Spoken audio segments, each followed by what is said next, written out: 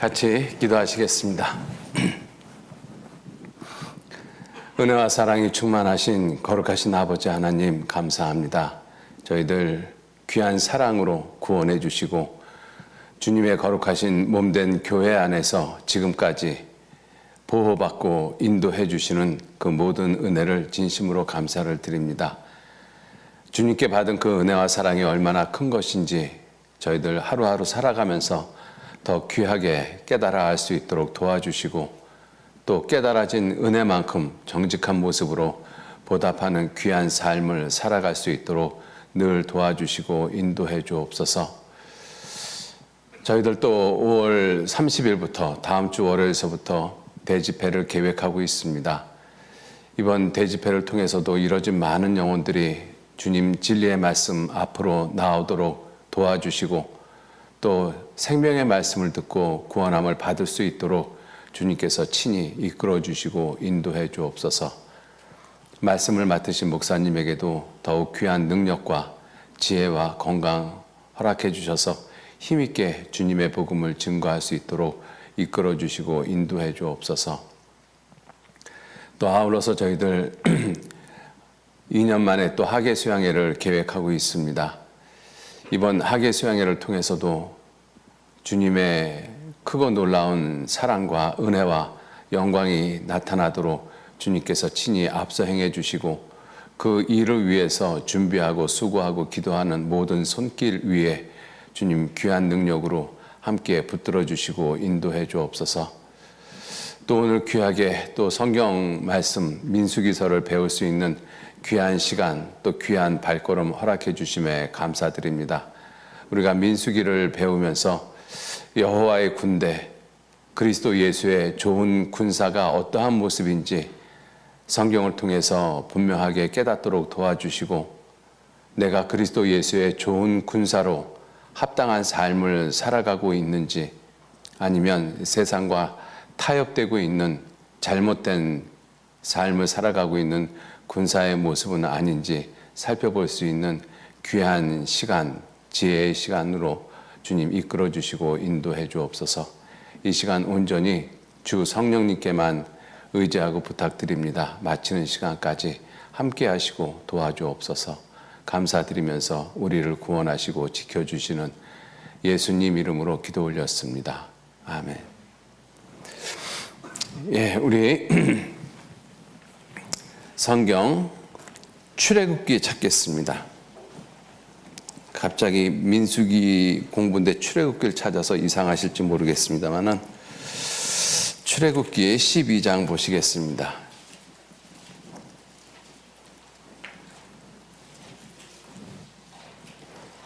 출애굽기 12장 37절 말씀. 출애굽기 12장 37절 말씀서부터 제가 읽겠습니다. 이스라엘 자손이 라암세스에서 발행하여 숲곳에 이르니 유아 외에 보행하는 장정이 60만 가량이요 중다한 잡족과 양과 소와 심이 많은 생축이 그들과 함께하였으며 그들이 가지고 나온 발교되지 못한 반죽으로 무교병을 구웠으니 이는 그들이 애굽에서 쫓겨남으로 지체할 수 없었음이며 아무 양식도 준비하지 못하였음이더라. 이스라엘 자손이 애굽에 거주한 지 430년이라. 41절 말씀 같이 읽겠습니다. 430년이 마치는 그 날에 여호와의 군대가 다 애굽 땅에서 나왔은즉 이 밤은 그들을 애굽 땅에서 인도하여 내심을 인하여 여호와 앞에 지킬 것이니 이는 여호와의 밤이라. 이스라엘 자손이 다 대대로 지킬 것이니라. 그리고 신약 성경 또 한 곳 보시겠습니다. 디모데후서 2장 찾겠습니다. 디모데후서 2장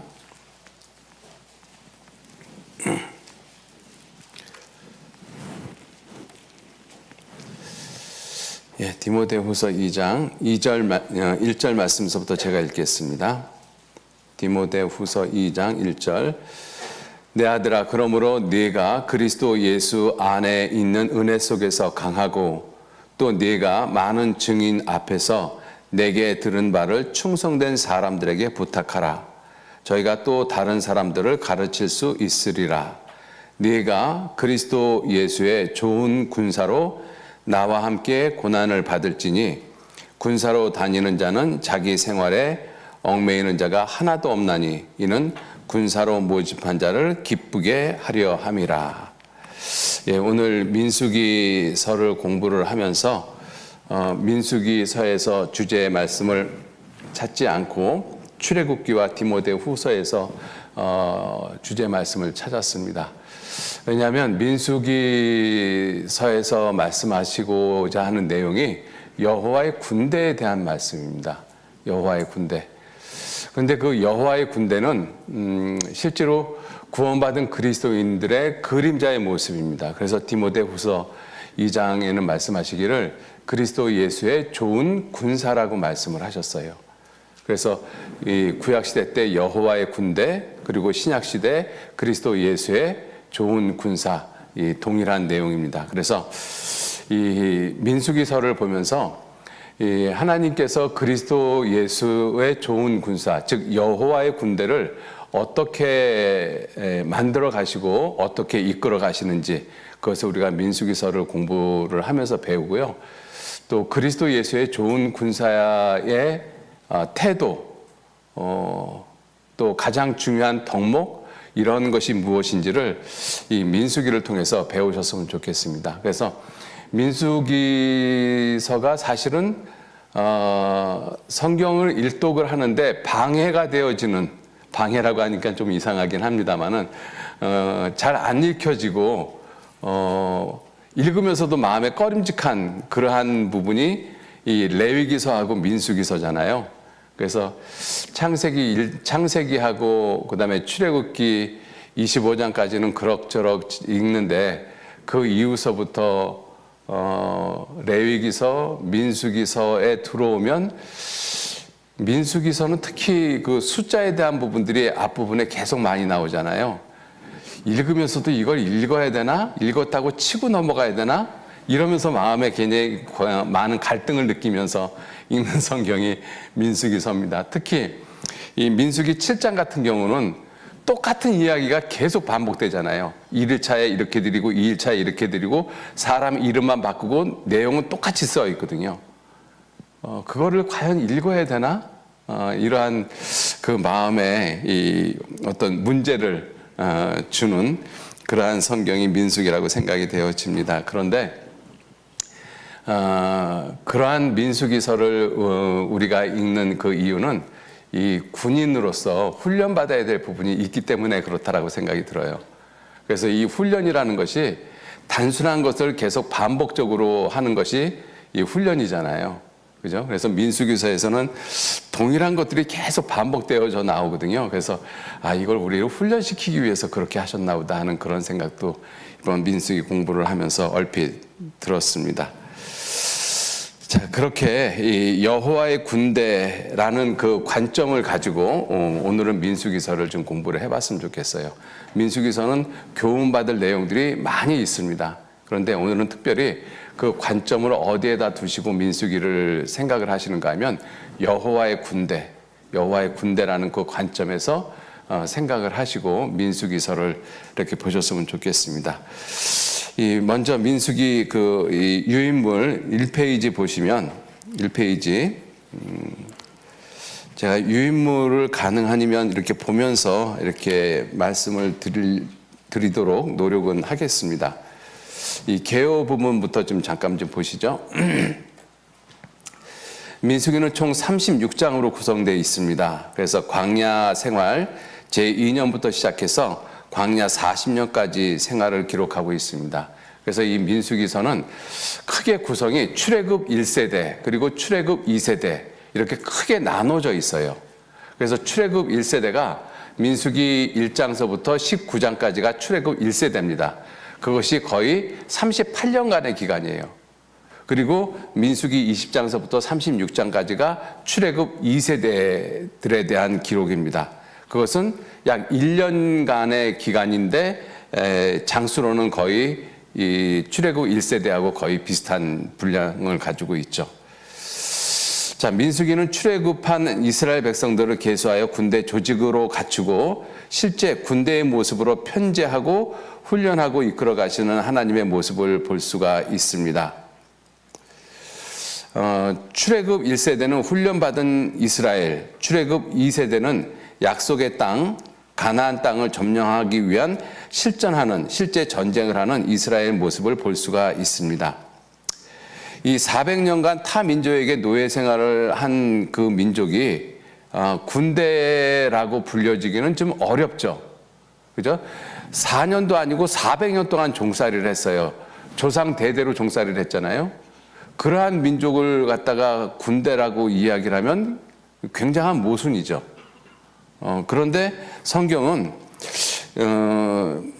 이 출애굽기 7장 4절에 보면 이 화면엔 보이시나요? 예, 나오네요. 이게 출애굽기 내용입니다. 민수기 내용이 아니고 출애굽기에 하시는 말씀이 바로가 너희를 듣지 아니할 터인즉 내가 내 손을 애굽에 더하여 여러 큰 재앙을 내리고 하나님께서 내 군대 내 백성 이스라엘 내 군대라고 하면서 내 백성 이스라엘이라고 이야기를 하거든요. 그런데 이 군대라고 이야기하는 이 이스라엘 백성의 모습이 400년간 종살이를 하고 있었잖아요. 그런데 성경은 하나님은 이들을 내 군대라고 말씀을 하고 있어요. 400년간 종살이했던 민족을.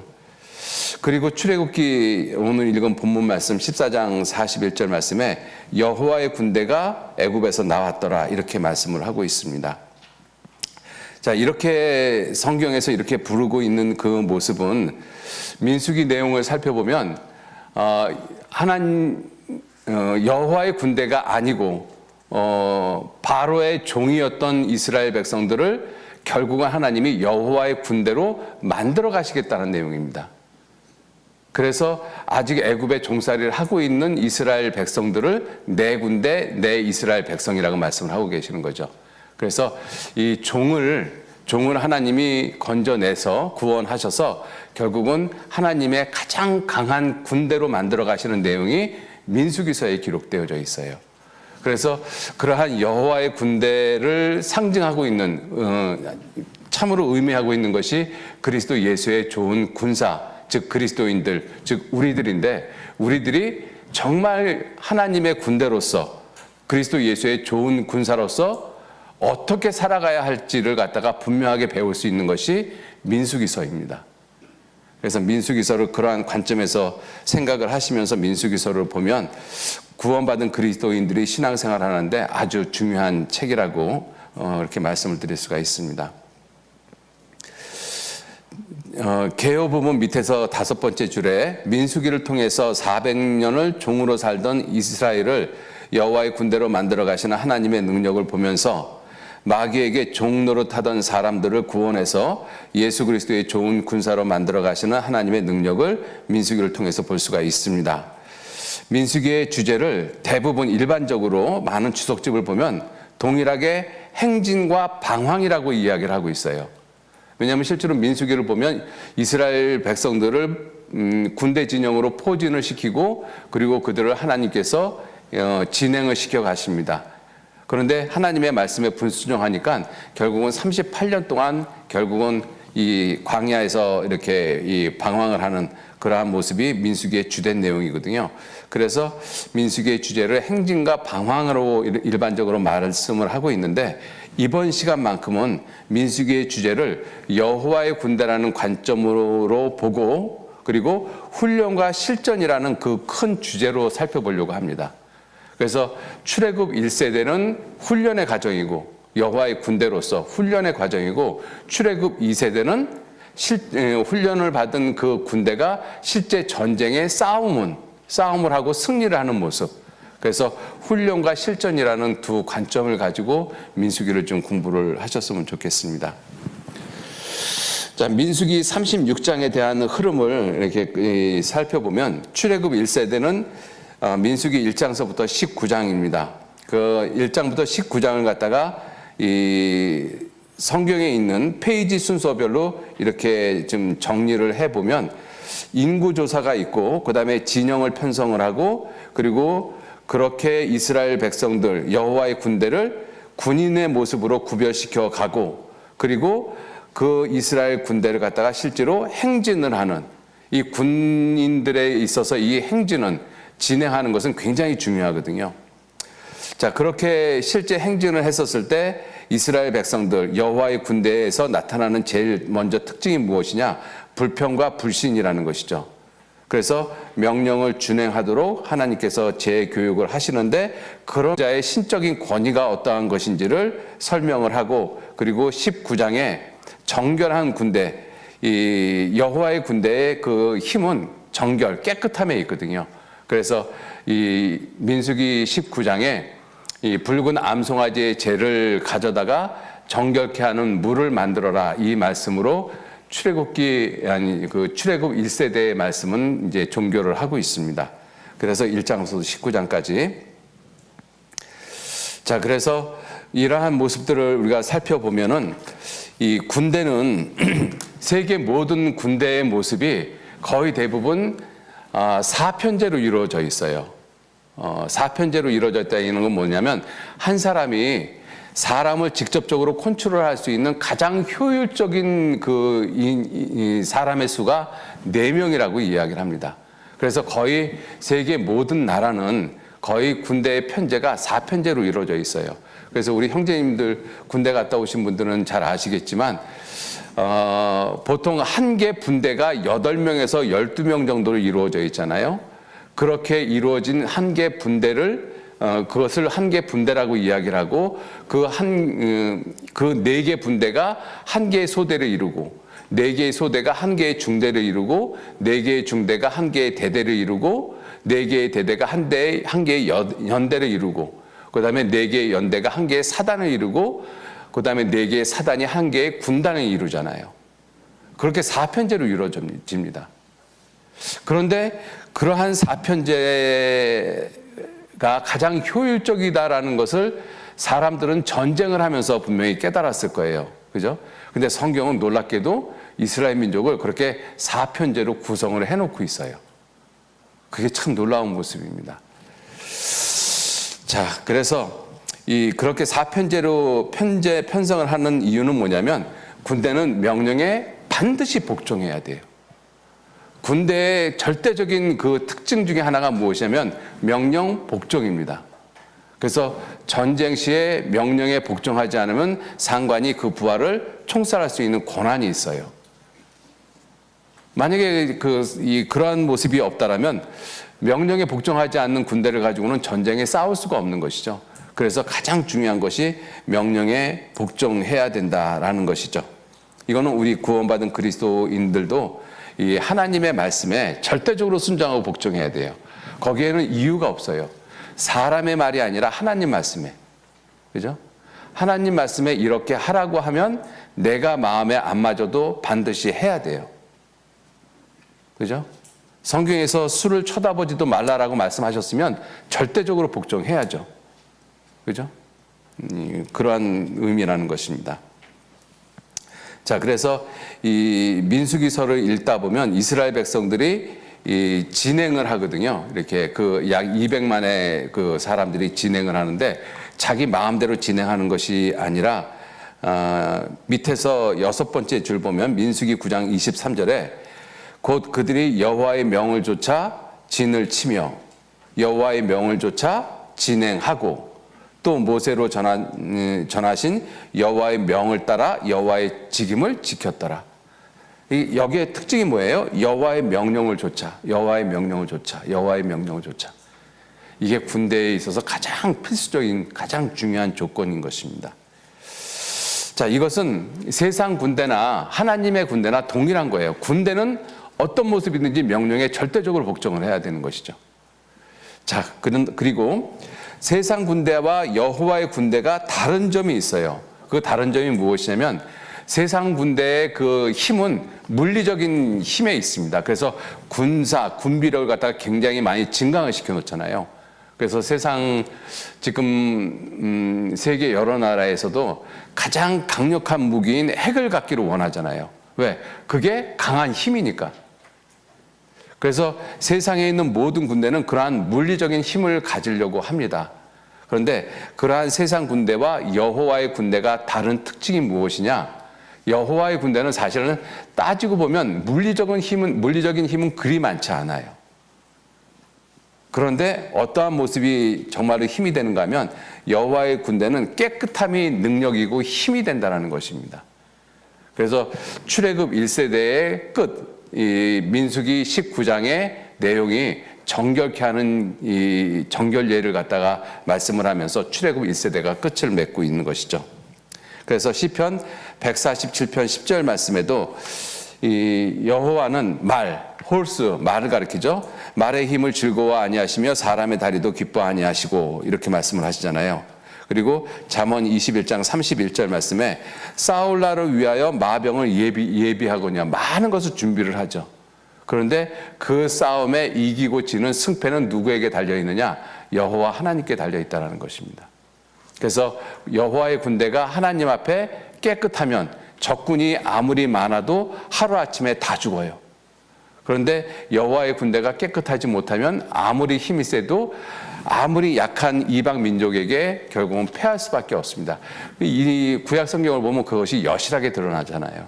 그죠? 시편 33편 16절 말씀에도 많은 군대로 구원을 얻은 왕이 없으며 용사가 힘이 커도 스스로 구원하지 못하는도다. 구원함에 말은 이 싸움 전쟁에 싸우는 그 말이죠. 말은 헛것이며 그 큰 힘으로 말의 큰 힘으로 구하지 못하는도다. 그래서 여호와의 군대는 하나님을 의지하고 하나님의 명령에 순종하고 깨끗함을 유지할 때 하나님의 능력이 거기에 머무르고 그리고 그 능력이 머무르는 그 군대를 통해서 모든 이 세상적인 이 군대를 갖다가 제압을 할 수 있다는 것을 우리에게 보여주고 있는 것입니다. 그래서 이 출애굽 1세대에 훈련하는 모습은 궁극적으로 명령에 순종하는 깨끗한 군대로 훈련하는 모습이 1세대 모습의 특징인 거예요. 자, 그것은 이제 우리 구원받은 그리스도인들에게도 이제 동일하다라는 것을 이제 같이 좀 생각을 좀 해보시면 좋겠고요. 자, 이제 이 민수기 1장에서부터 1장, 2장, 3장, 4장 이렇게 보면 계속 이스라엘 백성들을 숫자를 세고 그리고 어떤 지파는 동쪽에, 어떤 지파는 남쪽에, 어떤 지파는 북쪽에 뭐 이렇게 계속 기록이 나옵니다. 자, 그래서 이 진영 포진한 모습을 보면 어디를 보시는가 하면 4페이지를 한번 보셔요. 4페이지를 보시면 4페이지를 보시면 진영의 배치도가 있습니다. 이 진영의 배치도는 1장서부터 4장까지를 갖다가 요약을 해 놓은 것이에요. 그래서 이 4장까지 이렇게 읽다가 보면 숫자들이 많이 나와서 다소 좀 이렇게 불편할 텐데 그것을 좀 정리를 이렇게 해놨습니다. 그래서 동서남북으로 이 12지파를 갖다가 서로 배치를 하게끔 그렇게 하나님이 만들어 놓으셨어요. 이스라엘 백성도 20세 이상으로 싸움에 나갈 만한 사람들을 계수하니까 약 60만 명, 정확하게 60만 3,550명입니다. 자, 그런데 이 각 지파를 동서남북으로 이렇게 서로 나누어서 이것이 출애굽한 지 1년이 지난 다음에, 그죠? 이 출애굽 2년 2월 1일에 이렇게 하나님께서 말씀을 하셨잖아요. 그러니까 출애굽한 지 1년 동안은, 그죠? 출애굽한 지 1년 동안은 이러한 진 배치를 가지고 이스라엘 백성들이 진을 치지 않았을 것 같다라는 생각을 합니다.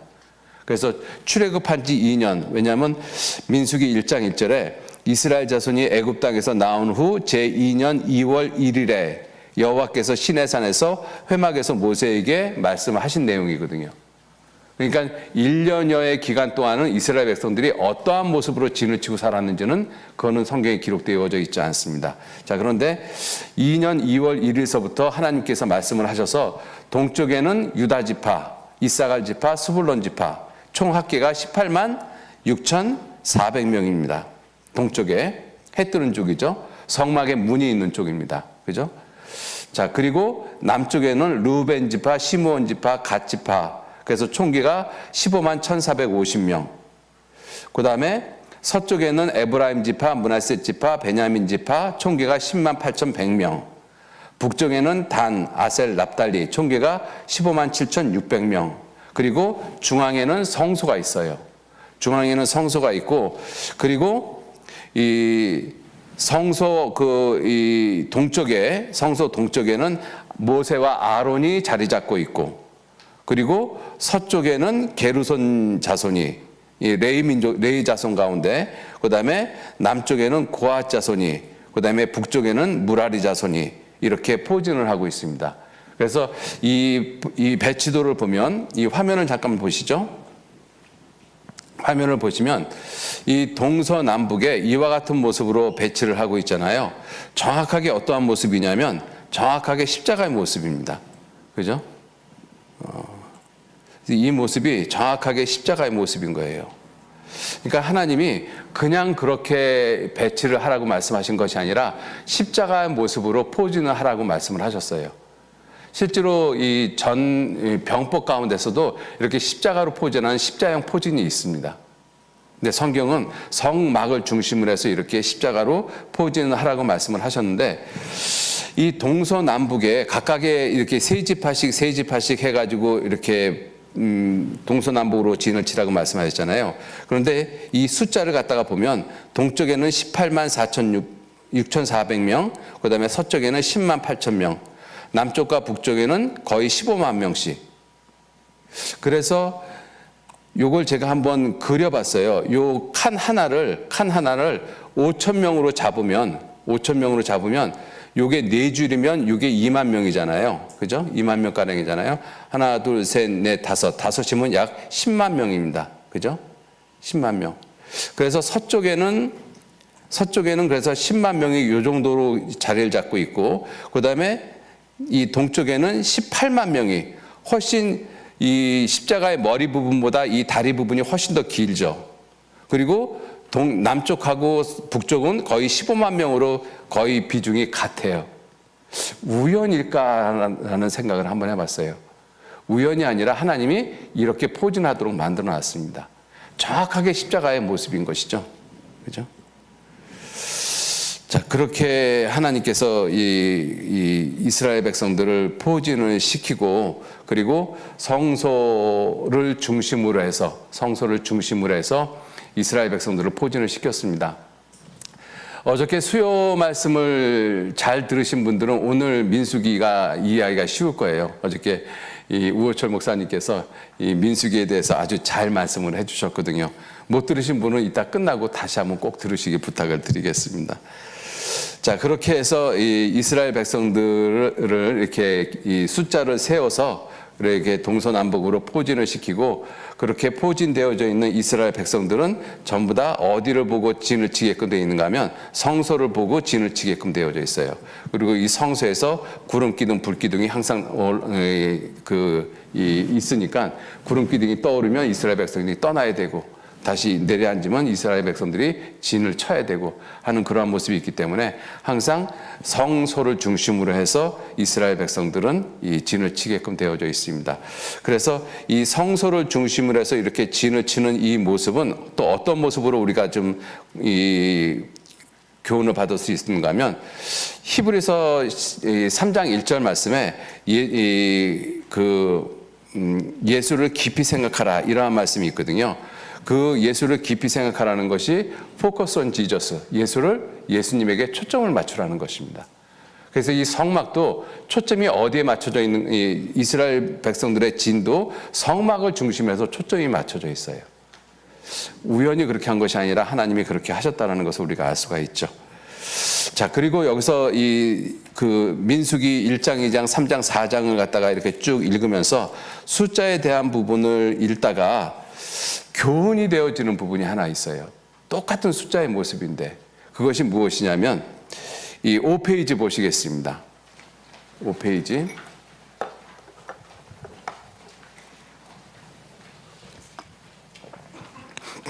5페이지 이 로마 숫자 작은 소문자 2번에 보면 초태생의 계수 중간 부분에 이렇게 되어 있죠. 제가 읽겠습니다. 민수기 3장 43절 1개월 이상으로 계수함을 입은 처음 난 남자의 명수의 총계가 22,273명이었더라. 민수기 3장 45절 이스라엘 자손 중 모든 처음 난 자의 대신에 레위인을 취하고, 그래서 이스라엘 백성들의 처음 난 자, 즉 맏아들이죠. 맏아들을 세봤더니 22,273명이었다. 그래서 레위인의 숫자를 계술해서 레위인을 이스라엘 백성들의 맏아들들로 대속을 하라고 말씀을 하신 거예요. 그래서 레위인의 숫자를 세어보니까 민수기 3장 46절 말씀에 이스라엘 자손의 처음 난 자가 레위인보다 273인이 더한 즉 속하기 위하여 매명에 5세겔씩 취하되 성소의 세겔대로 취하라. 이렇게 말씀을 하시잖아요. 제가 이 부분을 이렇게 공부를 하면서 하나님께 감사가 됐던 것이 무엇이냐면 이스라엘 백성들을 민수기 1, 2, 3, 4장을 갖다가 계속 계수를 하면서 사실은 거의 대부분 100단위로 끊어버립니다. 그죠? 거의 대부분 다 100단위로 끊어요. 그래서 47,200명, 51,000명 뭐 이런 식으로 100단위로 끊어놓거든요. 10단위로 끊는 데가 딱 두 군데가 나옵니다. 1차 계수할 때 갓 지파가 45,650명, 그 다음에 2차 계수할 때 민수기 26장에 2차 계수를 하잖아요. 그때 르우벤 지파가 43,730명, 이렇게 10단위로 계산이 되어지는 곳이 딱 두 군데가 있어요. 그런데 단단위로 계산되어지는 부분은 없습니다. 근데 우리가 한번 생각을 해보면 이스라엘 백성들이 정말 단단위로 끊어지지 않고 전부 다 그런 100단위식으로 딱딱 끊어졌을까? 아닐 것 같거든요. 그건 하나님이 계산하기 좋게 쉽게 100단위, 적어도 50단위로 끊어버린 거예요. 그런데 사람을 대속하는 그 부분에 대해서는 정확하게 단단위를 다 계산을 하시거든요. 그죠? 정확하게 273명이 부족하다. 그래서 한 사람의 앞에 5세겔씩 계산을 해서 속전 1365세겔을 더 내라고 이야기를 하고 있는 것이죠. 이 모습이 무엇을 의미하고 있는 것 같아요? 우리가 성경을 읽다 보면 하나님이 정말 나한테도 관심을 가지실까? 내 기도에 귀를 기울이실까? 그러한 생각을 하거든요.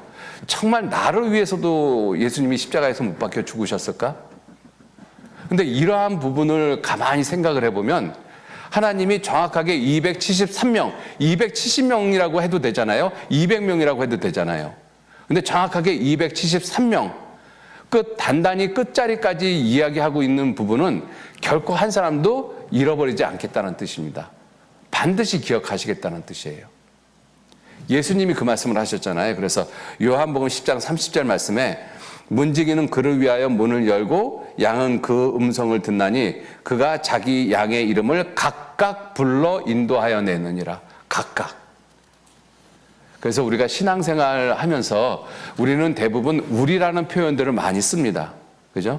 우리 하나님, 우리 집, 우리 교회. 우리가 그런 표현 참 많이 쓰잖아요. 그런데 하나님도 우리 하나님이라고 이야기를 하잖아요. 그게 우리 하나님이라고 이야기를 하니까 우리라는 그 대명사 속에 내가 들어가긴 하지만 그렇게 체감되어지진 않아요. 그래서 내가 기도할 때 기도에 응답이 없으면 하나님이 내 기도에 응답해 주지 않나? 정말 나 혼자만 있어도 하나님이 나를 위해서 이 십자가에 돌아가셨을까? 이런 생각을 하잖아요. 그런데 이러한 표현들을 보면 하나님이 분명히 그렇게 하셔요. 나 하나를 위해서라도 반드시 그 일을 하십니다. 그죠? 예수님이 각각 불러내신다고 되어 있잖아요. 그래서 이 민수기서 이 지루한 민수기 1, 2, 3, 4장을 읽으면서 이 부분이 상당히 저한테는 감사가 되어졌어요. 정말 나 같은 사람 한 사람까지도 하나님이 관심을 갖고 배려하고 계시는구나 하는 것을 우리가 알 수가 있었습니다. 자, 그리고 민수기 5장을 보시면 민수기 5장서부터는 5장서부터 9장까지의 가장 주된 내용이, 주된 핵심적인 주제가 뭐냐면 구별되라는 것입니다. 구별. 이 군대가 구별되어지지 않으면 이건 군대의 모습이 아니에요. 군대는 일반인들하고 구별이 되어지잖아요. 그래서 우리나라에서는 군인을 갖다가 군발이라고 그러잖아요. 군발이. 그죠? 그래서 저기 어떤 사람이 그랬대요. 식당에 와서 이렇게 군인들만 앉아 있는 것을 보면서 여기는 군발이만 있고 사람은 없네. 이렇게 얘기를 하더래요. 농담으로. 이게 무슨 뜻이냐면 일반인하고 군인은 반드시 구별되어져야 됩니다. 그죠? 일반인하고 군인은. 근데 군인하고 일반인이 구별되어지지 않으면 그건 싸울 수 있는 자격이 없는 것이죠. 그래서 민수기 5장서부터 9장까지는 가장 주된 핵심 내용이 구별되라는 것입니다. 자, 그래서 민수기 4장까지는 군사적인 진영을 갖추었잖아요. 그리고 이제 구별됨을 말씀을 하시면서 이제 군인의 자격이 어떠한 것인지를 말씀을 하고 있는 것입니다. 자, 이 구별되는 것 첫 번째가 무엇이냐면 이 민수기 5장에 보면 이 진을 더럽게 하는 것. 진이라는 것이 뭐냐면 군인들이 포진하고 있는 그러한 이 집단 촌락을 가리킨다고 생각하시면 돼요. 그죠? 그것은 이제 진영이라고 이야기를 하는데 그 진을 더럽히는 것들, 예를 들어서 문둥병자, 유출병자, 주검으로, 그러니까 시체로 부정케 된 자들, 그들은 다 진 밖으로 내보내라. 왜냐하면 문둥병이나 유출병은 이건 전염병이잖아요.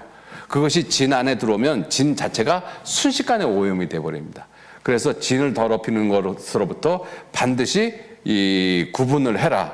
그래서 민수기 5장 2절 3절에 이스라엘 자손에게 명하여 모든 문둥병 환자, 유출병 있는 자, 주검으로 부정케 된 자 다 진 밖으로 내어보내되 물론 남녀하고 다 진 밖으로 내어보내어 그들로 진을 더럽히지 않게 하라. 그리고 하나님이 그 진 가운데 계시기 때문이다라고 말씀을 하셔요. 그죠? 이건 우리가 지금 교회 생활을 하는데도 교훈이 되어지는 것이죠. 교회를 갖다가 더럽히는 것들, 그죠? 세상적인 것들, 세상적인 어떤 문화, 또 세상적인 어떤 사상들, 세상적인 어떤 풍습들, 유행, 이러한 것들이 교회 안에 들어오면 안 된다라는 것입니다. 그죠? 금세 전염이 돼요. 왜냐하면 교회는 워낙 순수하기 때문에 세상에 적은 이 죄악 같은 것들이 들어오잖아요. 금세 퍼집니다. 적은 누룩이 온 동이에 퍼지는 것을 너희가 알지 못하느냐? 이렇게 말씀하시잖아요. 그래서 진을 더럽히는 것, 교회를 더럽히는 것 반드시 분리해야 돼요. 그래야지만 여호와의 군대로서 합당한 모습을 갖추게 되어지는 것입니다.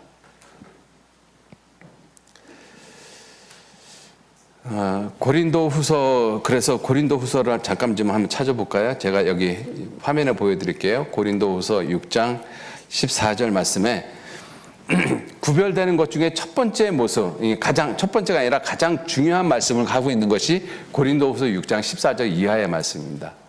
너희는 믿지 않는 자와 멍에를 같이 하지 말라. 믿지 않는 자와. 여러분들 멍에는 둘을 하나로 만드는 것이 멍에입니다. 그죠? 둘을 하나로 만드는. 근데 이 둘이 같은 둘이 아니라 서로 다른 둘이에요. 다른 둘을 하나로 만드는 것. 그죠? 다른 둘을 하나로 만드는 것 중에서 가장 분명한 것이 뭐냐면 결혼이거든요. 그죠?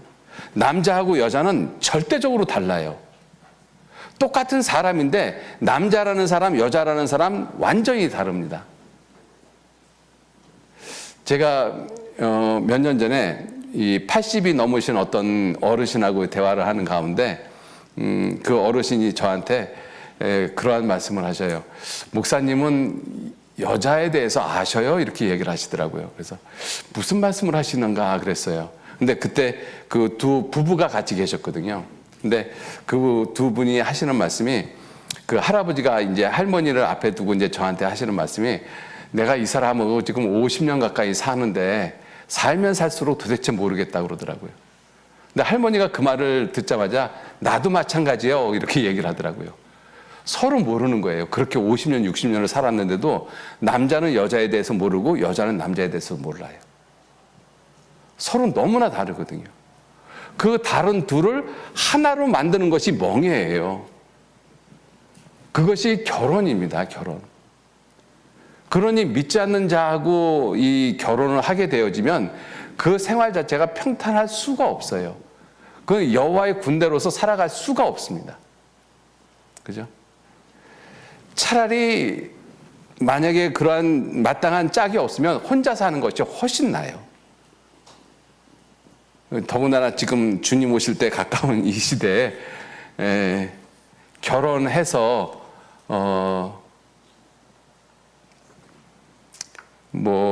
힘들게 살아가고 힘들게 사는 것까지는 괜찮아요. 얼마든지 이길 수 있으니까.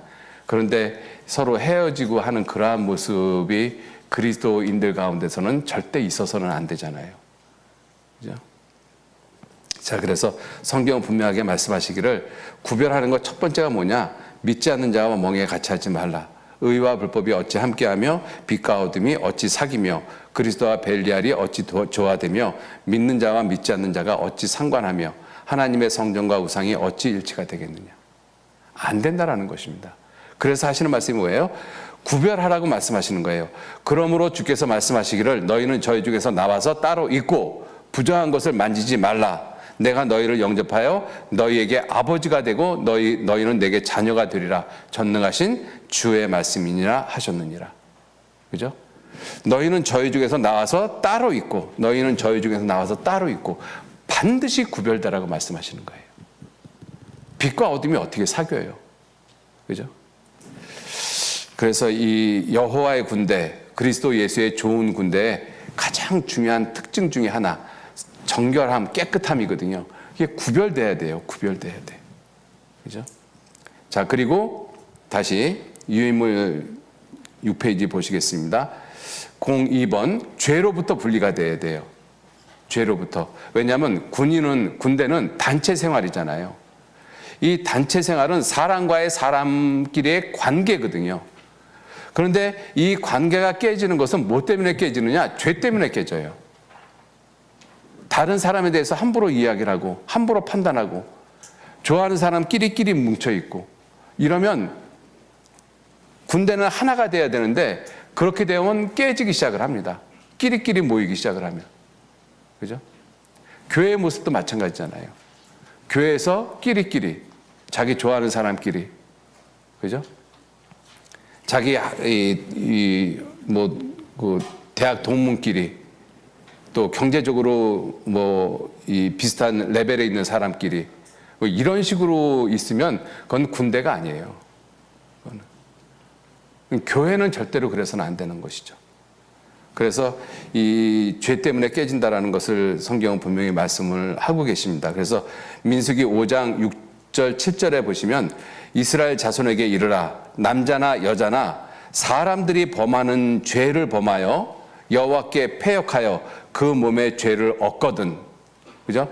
사람들이 범하는 죄, 그것이 여호와께 패역하는 것이에요. 사람끼리 우리가 죄를 짓잖아요. 누구를 미워하고 누구를 욕하고 이게 다 사람끼리 죄를 짓는 거잖아요. 그런데 궁극적으로 그게 뭐예요? 하나님께 패역하다. 하나님의 법을 깨트리는 거예요. 그죠? 자, 그래서 그러한 죄로부터 분리가 되어져야지만 군대는 하나가 되어져요. 군대는 반드시 하나처럼 움직여야 되는 거잖아요. 자, 그리고 이 민수기 5장에 보면 뜻하지 않게 이러한 내용이 나와요. 민수기 5장에 어떠한 내용이 나오는가 하면 이 아내가 이 부정한 일을 저질렀는데 남편이 거기에 대해서 의심은 있는데, 그러니까 심증은 있는데 물증이 없을 경우에 어떻게 할 것이냐, 이거에 대한 그것을 밝히는 내용이 민수기 5장 11절서부터 끝절 말씀까지 있거든요. 이걸 왜 뜬금없이 갑자기 여기다 기록을 해놨을까? 이게 이제 의심에 대한 법입니다. 의심을 갖다가 해결하는 그러한 것을 만든 이 법을 만들어 놓았는데 왜 이것을 여호와의 군대를 말씀을 하시면서 이 부분을 말씀을 하셨을까? 그래서 그걸 생각해 보다가 이 군대는 의심이 있어버리면 군대는 와해되어져요. 저 사람이 적군일까 아군일까, 나하고 똑같이 지금 한솥밥 먹고 한 내부만에서 생활하는데 저게 간첩일까 아닐까, 이렇게 의심이 되어지면 어떻게 싸우겠어요? 내가 총 갖고 싸우러 나갈 때 저놈이 내 뒤에서 뒤통수에 나 쏴주면 어떡하지?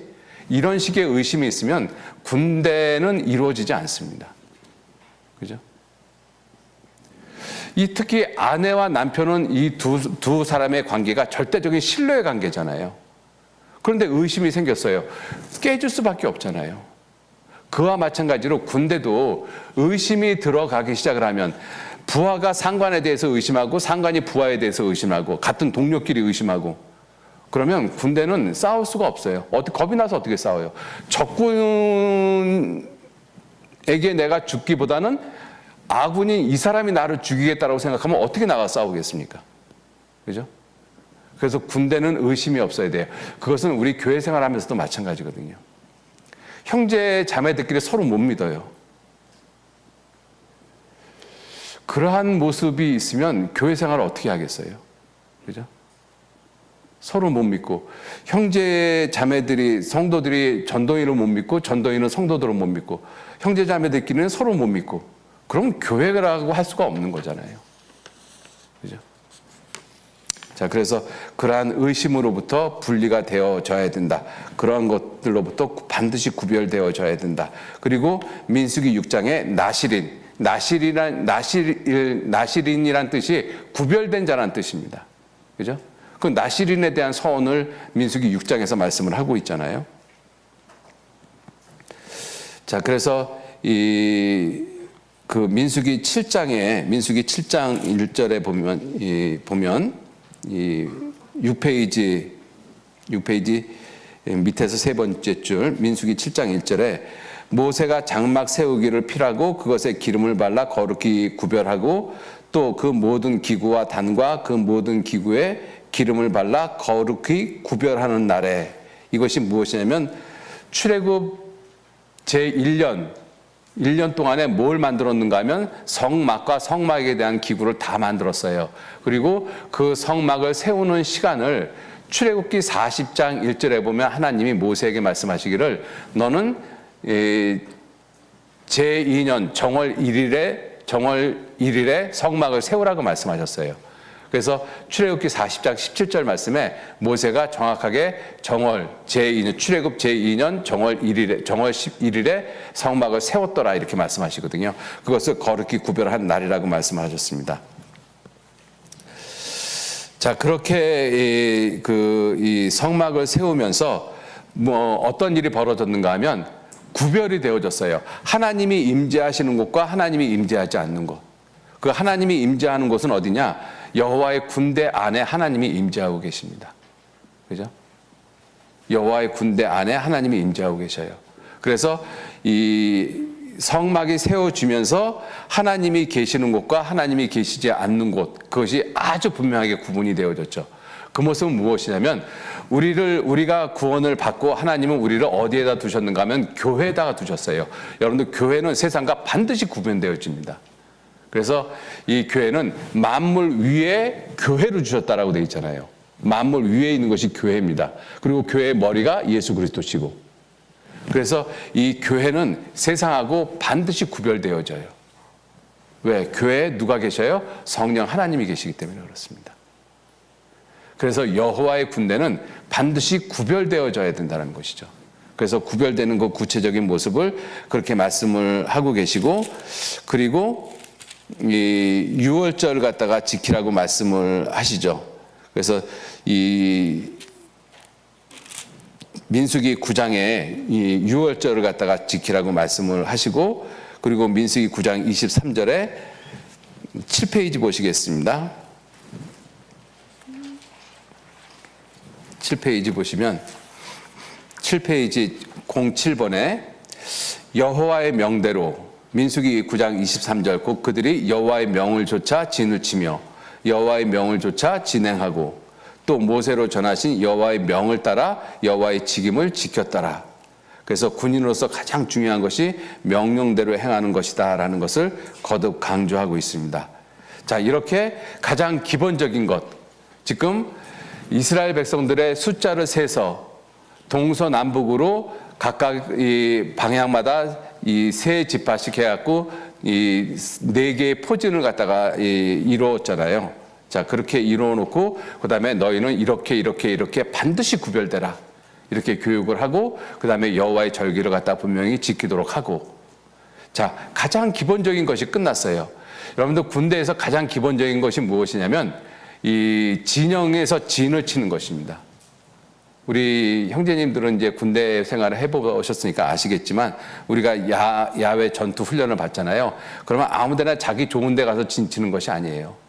정해놓은 자리가 있습니다. 거기에다가 진을 쳐야 되는 것이거든요. 왜냐하면 그래야지만 명령이나 질서의 계통이 확실히 이루어지기 때문에 그래요. 이제 민수기 9장까지는 가장 기본적인 진을 치는 것, 군대로서 진을 치는 그것을 갖다가 이제 가르쳐 주셨습니다. 자, 그리고 민수기 10장에 보면 민수기 10장 1절에 여호와께서 모세에게 일러 가라사대 은나팔 둘을 만들어 쳐서 만들어서 그것으로 회중을 소집하며 진을 진행케 할 것이라. 나팔을 불어서 이 이스라엘 백성들을 모이게 하고 모인 이스라엘 백성들을 또 진행하게 하고. 여러분들 한번 생각해 보세요. 한두 명이면 너 이렇게 가, 너 저렇게 가라고 이야기를 하지만 200만 명의 사람들을 갖다가 이쪽 동쪽에 있는 사람은 이쪽으로 하고 서쪽에 있는 사람은 이렇게 가라고 이야기하는 것이 말로 이게 가능하겠습니까? 명령이? 불가능하죠. 그래서 소리를 듣게 하는 훈련을 시켰던 거예요. 그래서 고대 전쟁을 보면 나팔을 갖다가 부는 그러한 전쟁들이 굉장히 많습니다. 큰 북을 울리거나 아니면 큰 소리가 나타나는 나팔, 이것을 통해 가지고 신호를 보내요. 전진을 하게 하기도 하고 후퇴를 하기도 하고, 그죠? 그게 전부 다 소리 신호를 가지고 하게 하는 것입니다. 그것을 민수기 10장서부터 하나님이 훈련시켜 가시는 거예요. 그래서 이 내용을 계속 읽어보면 이렇게 말씀을 하고 계셔요. 민수기 10장 3절 말씀서부터 보시면 두 나팔을 불 때는 온 회중이 회막문 앞에 모여서 네개로 나올 것이요. 하나만 불 때는 이스라엘 천부장이 뭐냐면 1000명을 다스리는 부장이에요. 이 사람들은 지금으로 보면 연대장급 정도 됩니다. 그죠?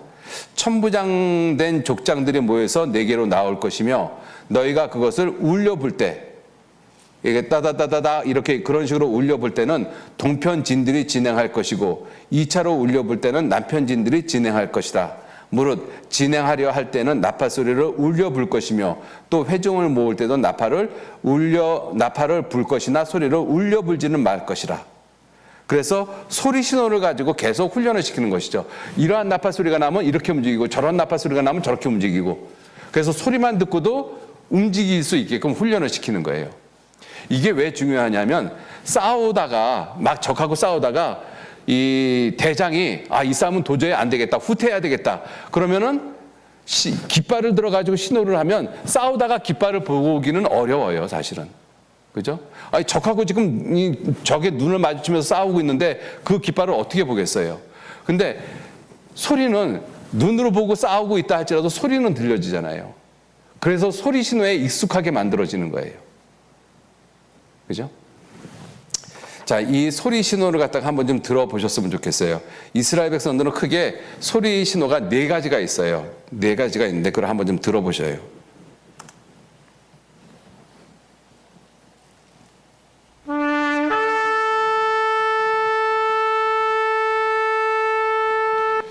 이게 이제 테키아라고 하는데 한번 길게 부는 거예요. 테키아. 이 신호가 지금 이 소집할 때 부는 그런 신호라고 생각하시면 돼요. 두 번째, 이게 이제 쉐바림이라는 건데 회개하고 돌이키라는 그러한 의미를 가지고 사용을 한다라고 합니다. 그래서 이스라엘 백성들은 이 나팔이 민수기에서는 지금 은나팔, 은으로 나팔을 만들라고 돼 있잖아요. 은나팔이 있고 양각나팔이 있어요. 근데 은나팔은 소리가 훨씬 더 높이 올라간다고 합니다. 그래서 은나팔은 전쟁할 때 주로 좀 많이 쓰이고, 그 다음에 양각나팔은 제사 드리고 예배 드릴 때, 그럴 때 좀 많이 쓴다라고 해요. 자, 그래서 이렇게 이 쉐바림이라고 하는 나팔 소리는 돌이키고 회개하라, 이렇게 그러한 의미를 가지고 있답니다.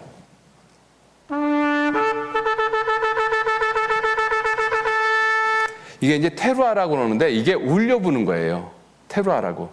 이것이 예수님 나팔절에 이 회중을 모으잖아요. 7월 1일이 이스라엘 백성들의 나팔절이잖아요. 이때 이 소리가 난다라고 합니다. 그래서 지금 유튜브 같은 거 찾아보면 뭐 하늘에서 나팔 소리가 났다라고 하면서 이 나팔 소리를 자꾸 들려주는 그러한 사이트들도 꽤 있거든요. 네, 그런데 현혹되지 마시고 이러한 모습이 있다는 것만 좀 생각을 하셨으면 좋겠어요.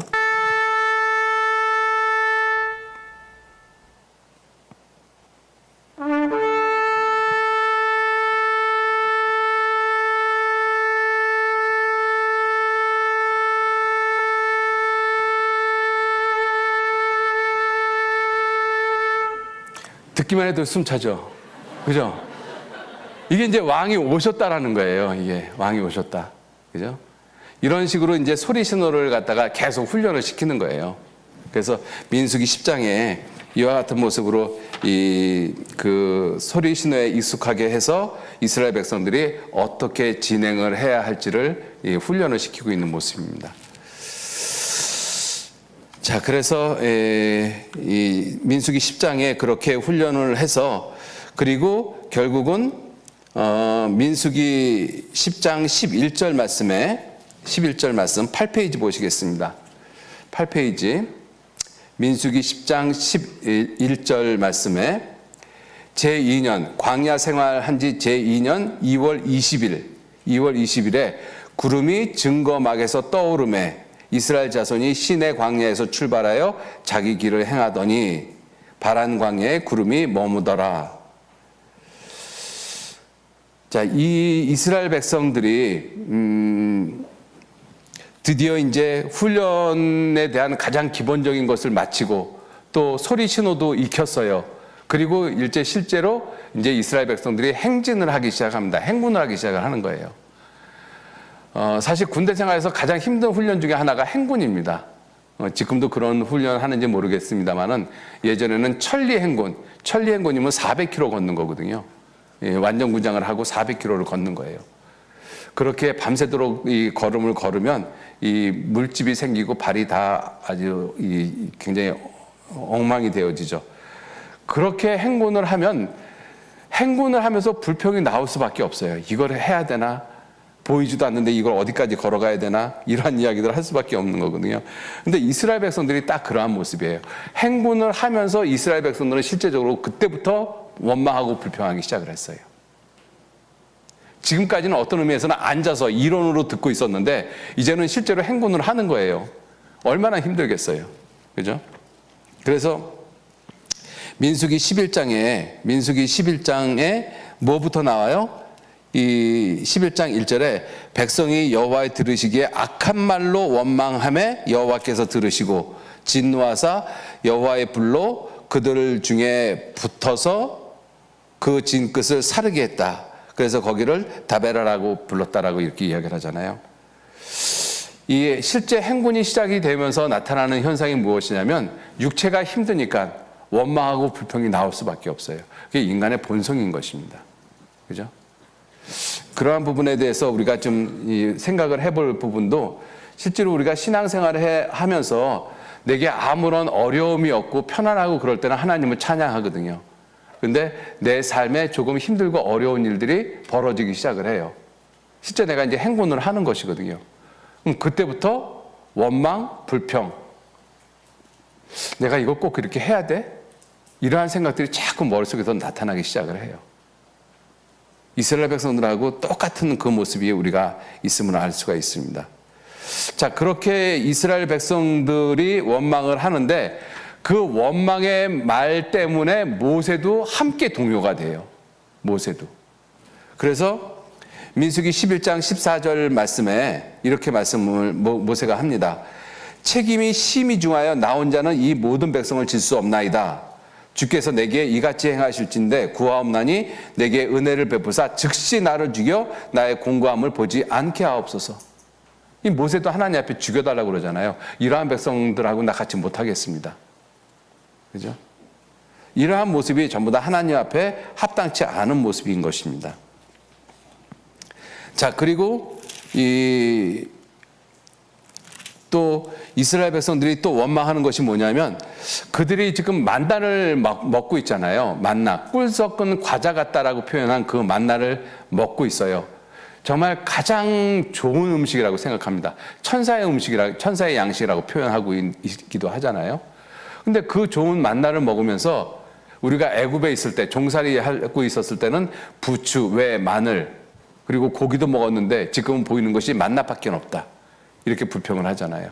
그래서 하나님이 메추라기를 보내가지고 메추라기를 진에 쌓이게 하고 그 메추라기를 잡아서 입에 씹어 넣었는데 씹히기도 전에 하나님이 그들을 다 죽여버리십니다. 그죠? 그래서 거기를 기브롯 하닷 아와 이렇게 표현을 하거든요. 탐욕의 무덤이다라고 이야기를 하고 있는 것이죠.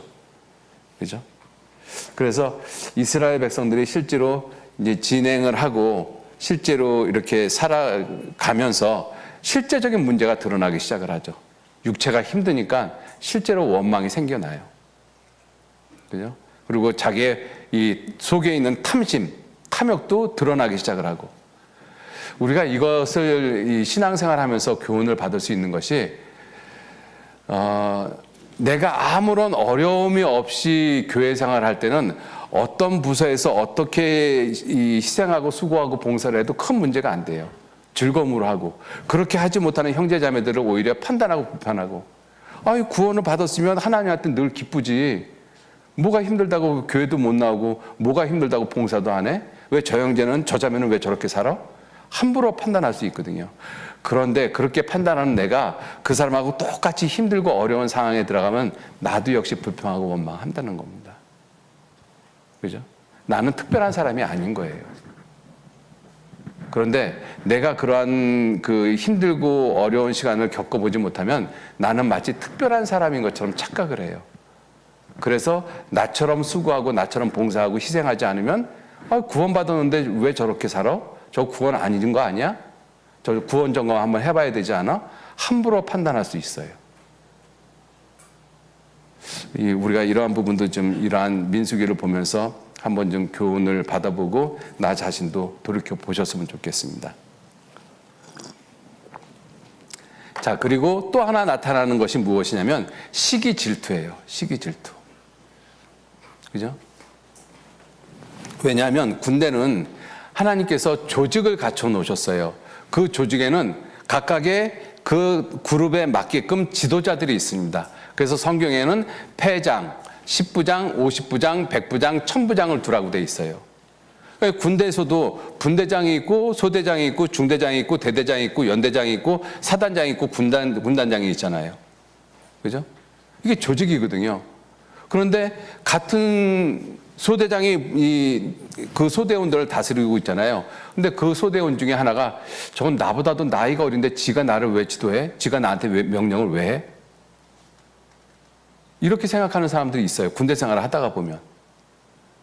근데 소대장은 소대장 나름대로, 즉 장교잖아요. 장교 교육을 받고 소대장이 된 거예요. 나는 장교 교육을 안 받았기 때문에 일반 사병으로 들어간 것이고. 그럼 사병인 나는 내가 나이가 많아도 소대장한테 그 소대장의 명령에 순종하고 복종을 해야 돼요. 그게 군대 조직이거든요. 근데 그거를 모르는 군인은 전 나보다도 나이도 어리고 나보다도 학벌도 없고 그런데 지가 계급만 높다고 나를 갖다가 명령하고 다스려? 이 사람은 군인일 수가 없는 거예요. 그런데 그러한 시기 질투가 교회 안에도 있습니다. 그죠? 우리가 청년들 같은 경우 청년 회장이 있고 또 각 부서에 부서장도 있고 또 임원들도 있고 그러잖아요. 어떤 형제 자매들은 보면서 나보다도 나이가 어린데 지가 뭔데 나한테 명령해? 지가 뭔데 나한테 이러라고 저러라고 이야기를 해? 그러한 모습이 민수기 12장의 모습입니다. 민수기 12장에 모세가 구스여인을 취했잖아요. 그죠? 그런데 누가 시기 질투했어요? 모세의 친형, 모세의 친누나가 시기 질투했어요. 하나님이 너하고만 얘기했냐? 너만 지도자 세웠냐? 우리도 지도자인데?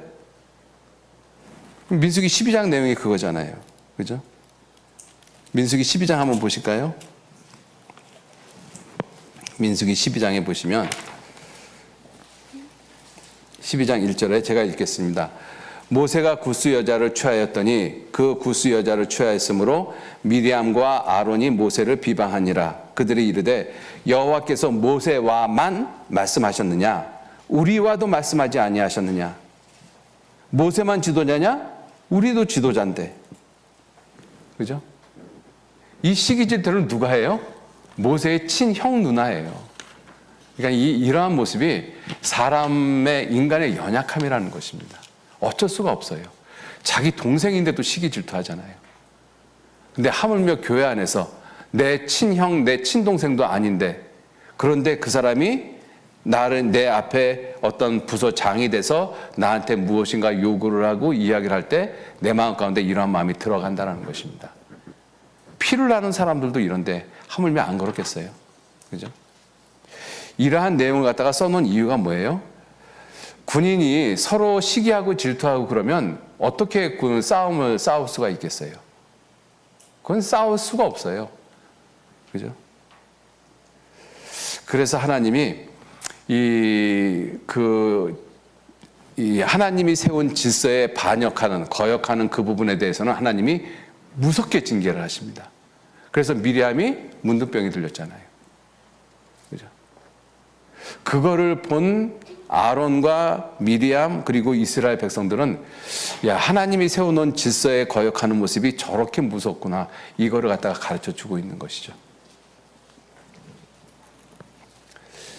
자, 그리고 또 하나 모습이 무엇이냐면 이스라엘 백성들이 민수기 13장, 14장에 보면 그 가나안 땅을 갖다가 정복을 하는데 정탐꾼을 보냅니다. 정탐꾼을 보내요. 13장 보시면 13장에 이렇게 말씀이 되어 있어요. 민수기 13장 제가 읽겠습니다. 1절 여호와께서 모세에게 일러 가라사대, 분명히 하나님께서 모세에게 명령을 하신 거잖아요. 그 명령의 내용이 무엇이냐? 2절 사람을 보내어 내가 이스라엘 자손에게 주는 가나안 땅을 탐지하게 하되, 이스라엘 자손에게 주는 가나안 땅을 탐지하게 하라고 명령을 하셨어요. 그런데 성경을 갖다가 자세히 읽어보면 사실은 하나님이 하라고 하지 않으셨어요. 사실은 그게 무슨 내용이냐? 9페이지 밑에서 네 번째 줄 신명기 1장 20절 말씀해 보시면 이렇게 모세가 이야기를 합니다. 내가 너희에게 이르기를 우리 하나님 여호와께서 우리에게 주신 아모리 족속의 산지에 너희가 이르렀나니 너희 하나님 여호와께서 이 땅을 너희 앞에 두셨은즉 너희 열조의 하나님 여호와께서 너희에게 이르신 대로 올라가서 얻으라. 두려워 말라. 주저하지 말라. 분명히 모세가 지금 이렇게 이야기를 하잖아요. 여호와께서 너희에게 이르신 대로 올라가라. 정탐이고 뭐고 생각하지 말고 그냥 올라가라. 왜? 하나님이 그렇게 말씀하셨으니까. 그래서 두려워하지 말고 주저하지 말라 한즉 그렇게 말씀을 했는데도 불구하고 너희가 다 내 앞으로 나와 말하기를 우리가 사람을 우리 앞서 보내어 우리를 위하여 그 땅을 정탐하고 어느 길로 올라가야 할 것과 어느 성읍으로 들어가야 할 것을 우리에게 회복해 하자 하기에 내가 모세가 그 말을 선히 좋게 여겨 너희 중에 매집한 한 사람씩 12를 택해서 보냈다. 그러니까 이 말씀이 뭐예요? 민수기 13장에는 여호와께서 모세에게 명령을 하셨다. 사람을 보내서 정탐하라고 했는데 실제로 신명기서를 읽어보면 그 내용이 아닌 거잖아요. 여기서도 우리가 교훈받을 수 있는 것이 무엇이냐면 하나님이 하지 말라라고 한 부분에 대해서 군인은 어떻게 되느냐? 어떠한 상황이든 자기 생각하지 말고 그냥 하면 돼요. 하나님께서 올라가라 그랬으면 올라가면 돼요. 근데 인간적인 생각으로는 야, 하나님이 올라가라고 해도 그래도 우리가 어느 길로 올라가야 될지, 어느 쪽을 공격을 해야 될지 이걸 좀 알아보는 것이 좋지 않겠느냐? 인간적으로는 그게 맞죠. 논리적으로 맞잖아요. 야, 아무리 하나님이 말씀하셨다고 해도 아무런 준비 없이 그냥 가? 아니잖아. 우리들이 알아볼 건 알아봐야지. 맞는 것 같아요. 그래서 모세도 어떻게 했어요? 좋게 여겼다라고 되어 있잖아요. 그죠?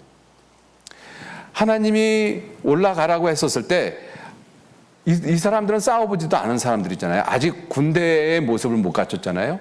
그냥 하나님 말씀 믿고 가면 돼요. 그럼 나머지 하나님이 하시거든요. 실제로 이스라엘 백성들이 전쟁에 싸우는 모습을 보면 그러한 모습이 많잖아요. 그죠? 히스기야 시대 때도 이 아수르 군대 18만 5천을 천사를 보내서 하루아침에 다 죽여버리신 분이 하나님이시잖아요. 거기에 무슨 방법이 있어요? 그런데 이스라엘 백성들은 그 하나님의 말씀에 순종하기보다는 일단 하나님의 말씀에 순종을 하는데 그래도 우리의 생각대로 한번 해보자라고 이야기를 했고, 하나님은 그것을 그래 너희들이 굳이 그렇게 하겠다라면 그래 너희가 원하는 대로 한번 해봐라. 그래서 매 지파에 한 명씩 보내서 12명을 보냈어요. 보내고 돌아온 결과가 뭐예요? 야, 우리 하나님 말씀대로 가자. 그것이 아니잖아요. 우리 가면 죽는다. 그 땅은 아주 몹쓸 땅이다. 하나님이 가라고 보낸 그 땅은 아주 나쁜 땅이다. 거기에는 거인들이 있어. 안악자손들이 있어. 그들이 보기에 우리는 메뚜기 같았어. 결국은 하나님의 뜻을 이루지 못하도록 그렇게 정보를 갖고 와서 이야기를 하잖아요. 결국 인간적인 생각을 가지고 하나님의 말씀대로 한다라고 한 결과가 뭐예요? 우리 올라가면 다 죽어. 그죠? 여기서 우리가 교훈받을 수 있는 것이 뭐냐면 군인은 어떻게 해야 돼요? 위에 최고 지도자가 그렇게 하라고 하면 이유 달지 말고 해야 되는 거예요. 그게 지혜인 거예요. 하나님이 그걸 몰라서 이스라엘 백성들한테 올라가라고 그랬겠어요? 만약에 하나님이 미리 알았더라면 미리 말씀을 했겠죠. 내가 너희를 가나안 땅을 줄 테니까 너희는 매 지파에 한 사람씩 뽑아가지고 먼저 정탐을 해라. 이런 식으로 먼저 말씀을 하셨겠죠. 근데 하나님 그렇게 안 하셨잖아요. 그래서 결국은 이스라엘 백성들이 이 12명의 정탐꾼들의 하는 이야기, 여호수아 갈렙을 빼놓고 10명이 하는 이야기를 듣고 이스라엘 백성들이 어떻게 이야기를 했는가 하면 10페이지 이 중간 부분 민수기 14장 1절 말씀해 보시면 온 회중이 소리 높여 부르짖으며 밤새도록 곡하였더라. 이스라엘 자손이 다 모세와 아론을 원망하며 온 회중이 그들에게 이르되 우리가 애굽 땅에서 죽었거나 이 광야에서 죽었다면 좋았을 것을 어찌하여 여호와가 우리를 그 땅으로 인도하여 칼에 망하게 하려 하는고 우리 처자가 사로잡히리니 애굽으로 돌아가는 것이 낫지 아니하랴. 결국은 다시 종살이 하러 가자고 이야기를 하는 거잖아요. 그죠? 그래서 정탐꾼을 보낸 결과가 결국은 이 모습이 됐다는 것입니다. 그래서 민수기 14장 33절에 너희 자녀들은 너희의 패역한 죄를 지고 너희 시체가 광야에서 소멸되기까지 40년을 광야에서 유리하는 자가 되리라. 이것 때문에 40년을 광야에서 유리합니다. 떠도는 거예요. 그래서 방황했다라고 이야기를 하는 거죠. 자, 그래서 이 민수기 14장 34절에 너희가 그 땅을 탐지한 날수 40일의 하루를 1년으로 환산하여 그 40년간 너희가 너희 죄악을 질지니 너희가 나의 실어버림을 알리라 하셨다 하라. 나 여호와가 말하였거니와 모여 나를 거역하는 이 악한 온 회중에게 내가 단정코 이같이 행하리니 그들이 이 광야에서 소멸되어 거기서 죽으리라. 모세의 보냄을 받고 땅을 탐지하고 돌아와서 그 땅을 악평하여 온 회중으로 모세를 원망케 한 사람 곧 그 땅에 대하여 악평한 자들은 여호와 앞에서 재앙으로 죽었고 결국은 죽었어요. 명령에 순종하지 않는 것은 죽음입니다. 그죠? 이게 군대의 특징인 거예요. 자, 그렇게 이 이스라엘 백성들이 하나님 앞에 불순종해서 그 악평한 사람들은 다 죽었어요. 애굽으로 돌아가자고 한 사람들 다 죽었어요. 그럼 지금이라도 정신을 차려야 되잖아요. 근데 또 정신을 못 차려요. 그걸 보면서 뭐라고 이야기를 하는가 하면 모세를 원망하고 모세를 원망하고 우리가 그럼 하나님의 말씀대로 우리가 그럼 올라가서 우리가 싸우겠다. 근데 모세가 가지 말라고 그러거든요. 이 민수기 14장 39절 말씀 보시겠습니다. 민수기 14장 39절.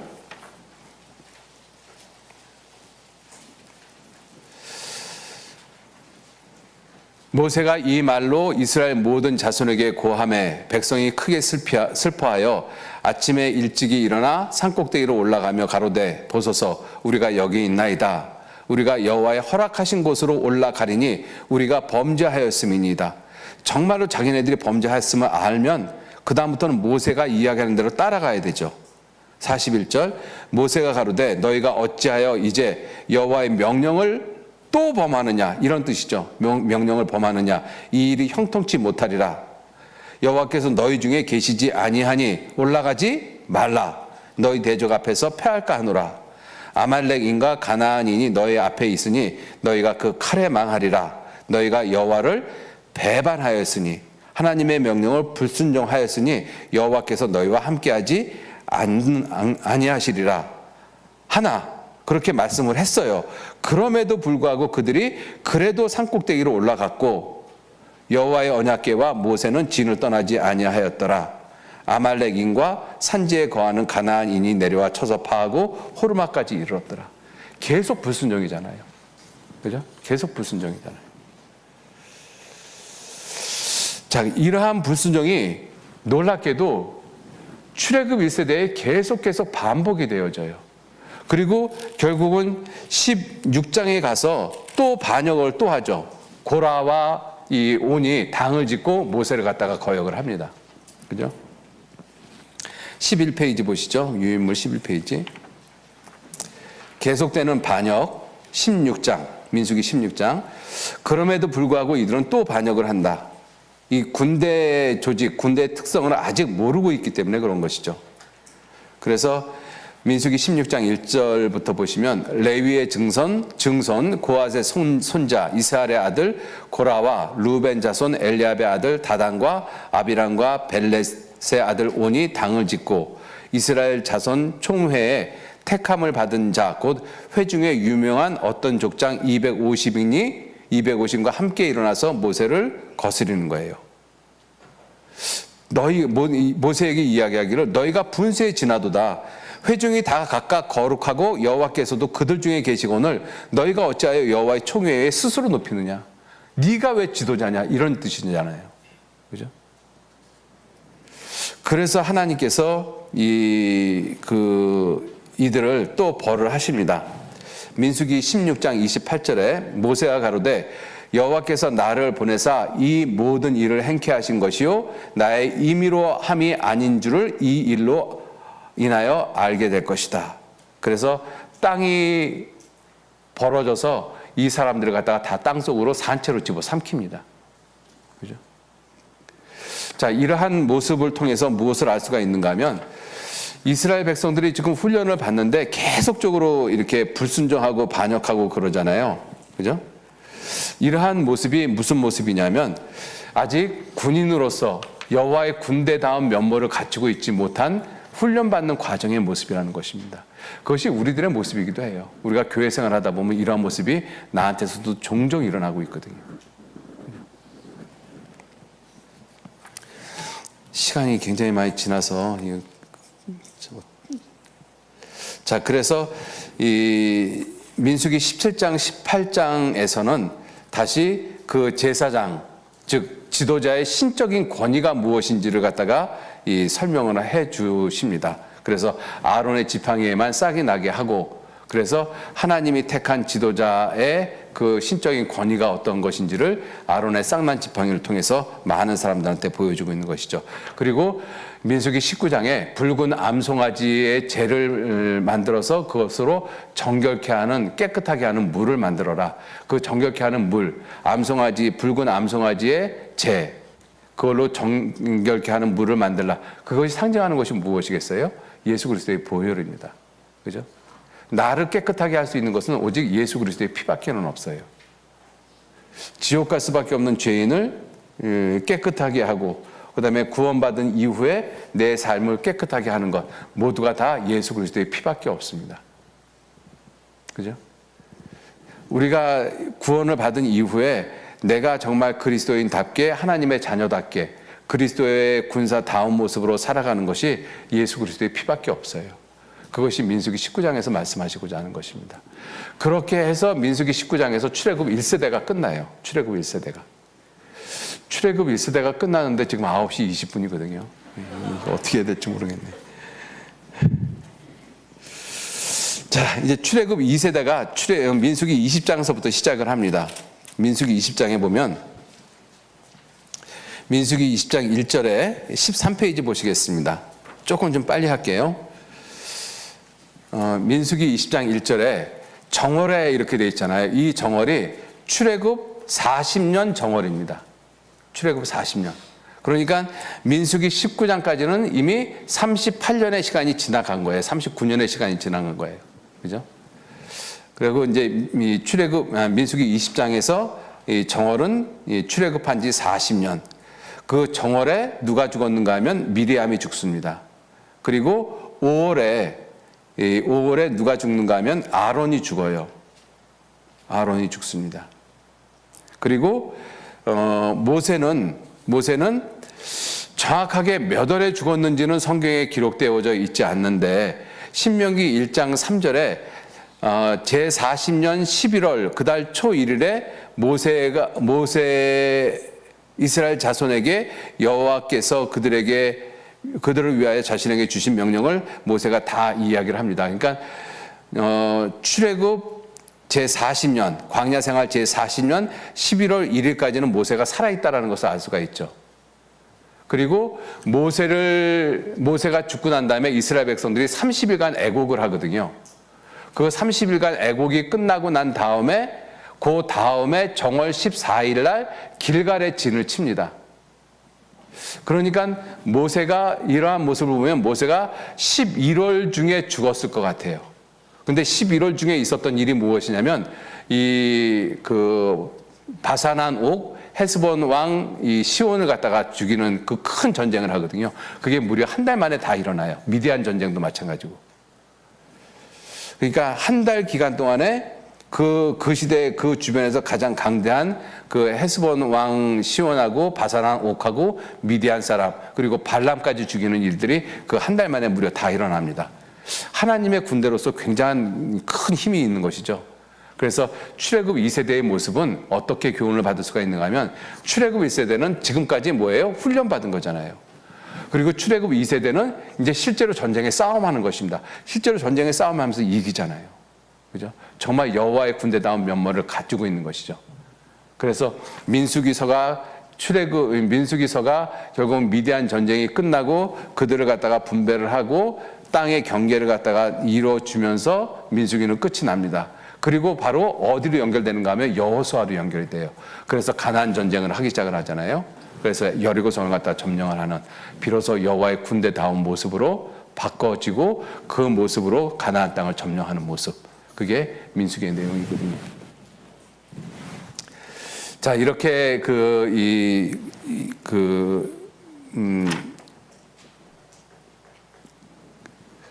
이 광야 40년 1년 기간 동안에 미리암도 죽고 아론도 죽고 결국 모세도 죽어요. 다 죽습니다. 근데 이 죽음의 모습을 이 세 사람의 죽음의 모습을 보면서 사람의 죽음이 이러해야 되겠다라는 생각을 참 많이 합니다. 자기들이 할 일이 딱 끝나니까 깨끗하게 죽잖아요. 그죠? 병으로 시름시름 앓다가 뭐 병원에 가서 닌게로 꽂고 그래갖고 뭐 약 먹고 그러다 죽는 것이 아니라 정말 깨끗하게 가잖아요. 그죠? 이게 그리스도인의 죽음의 모습이 됐으면 참 좋겠다 싶은 생각이 들어요. 그죠? 우리들도 우리들의 할 일이 딱 끝나면 미련 없이 세상을 떠날 수 있는 그 준비를 하고 사는 그것이 그리스도인의 모습이 아니겠는가 하는 그런 생각도 좀 해봤습니다. 자, 14페이지 보시겠습니다.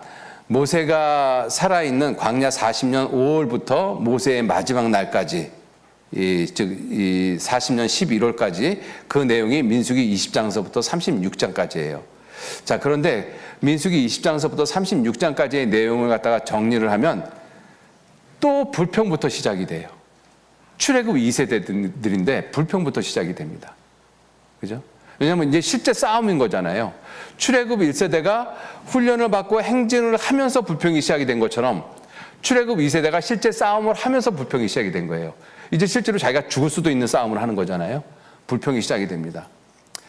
자, 그러한 불평 가운데서도 하나님은 승리케 해주시고 그 승리에 교만한 모습이 되어지고 그리고 유혹을 받을 수 있는 모습이 군인에게 얼마든지 있기 때문에 다시 이스라엘 백성들을 재교육을 하고 그리고 이스라엘 백성들이 정복을 한 것에 대해서 올바르게 공평하게 재분배를 하는 그 내용이 출애굽 2세대의 가장 특징적인 내용인 것입니다.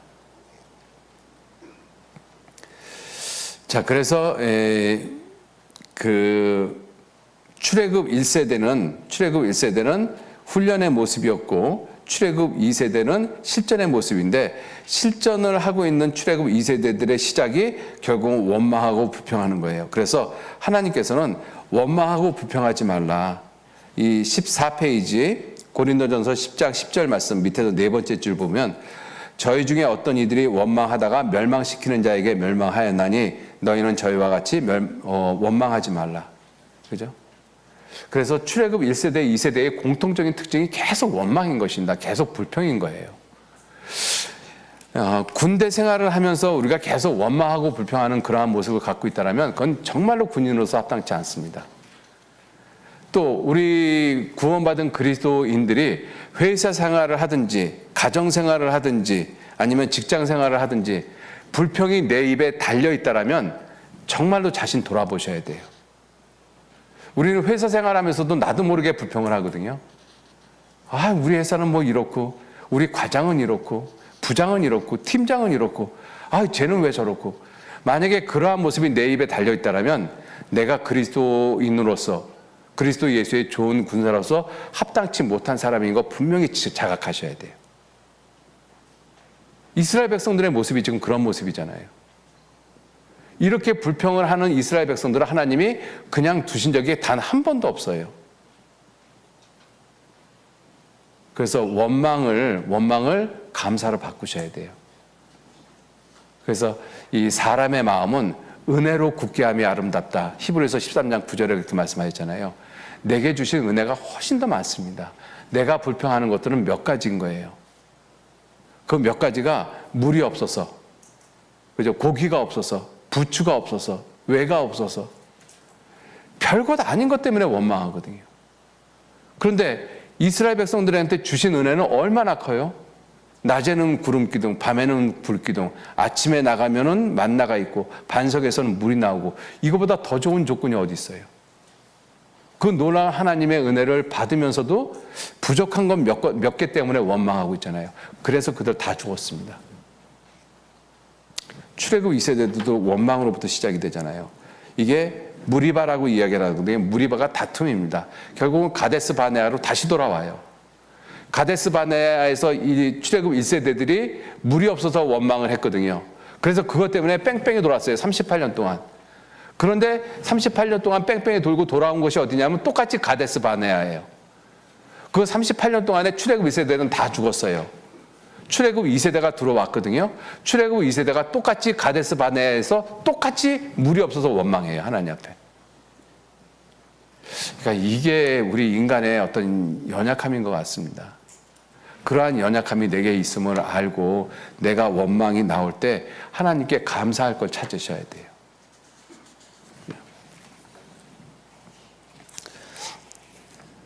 자, 그리고 실제로 이제 그 이스라엘 백성들이 이제 전쟁을 합니다.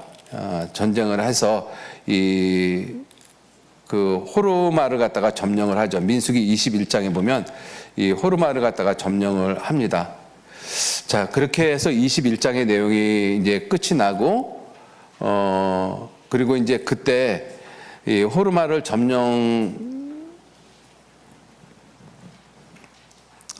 점령하고 난 다음에 이스라엘 백성들이 어떠한 모습이 또 생기는가 하면 민수기 21장 4절에 민수기 21장 1절로 3절은 지금 호르마를 점령을 한 것이고 4절은 백성이 호르산에서 진행하여 홍해 길로 쫓아 에돔 땅을 둘러 행하려 하다가 길로 인하여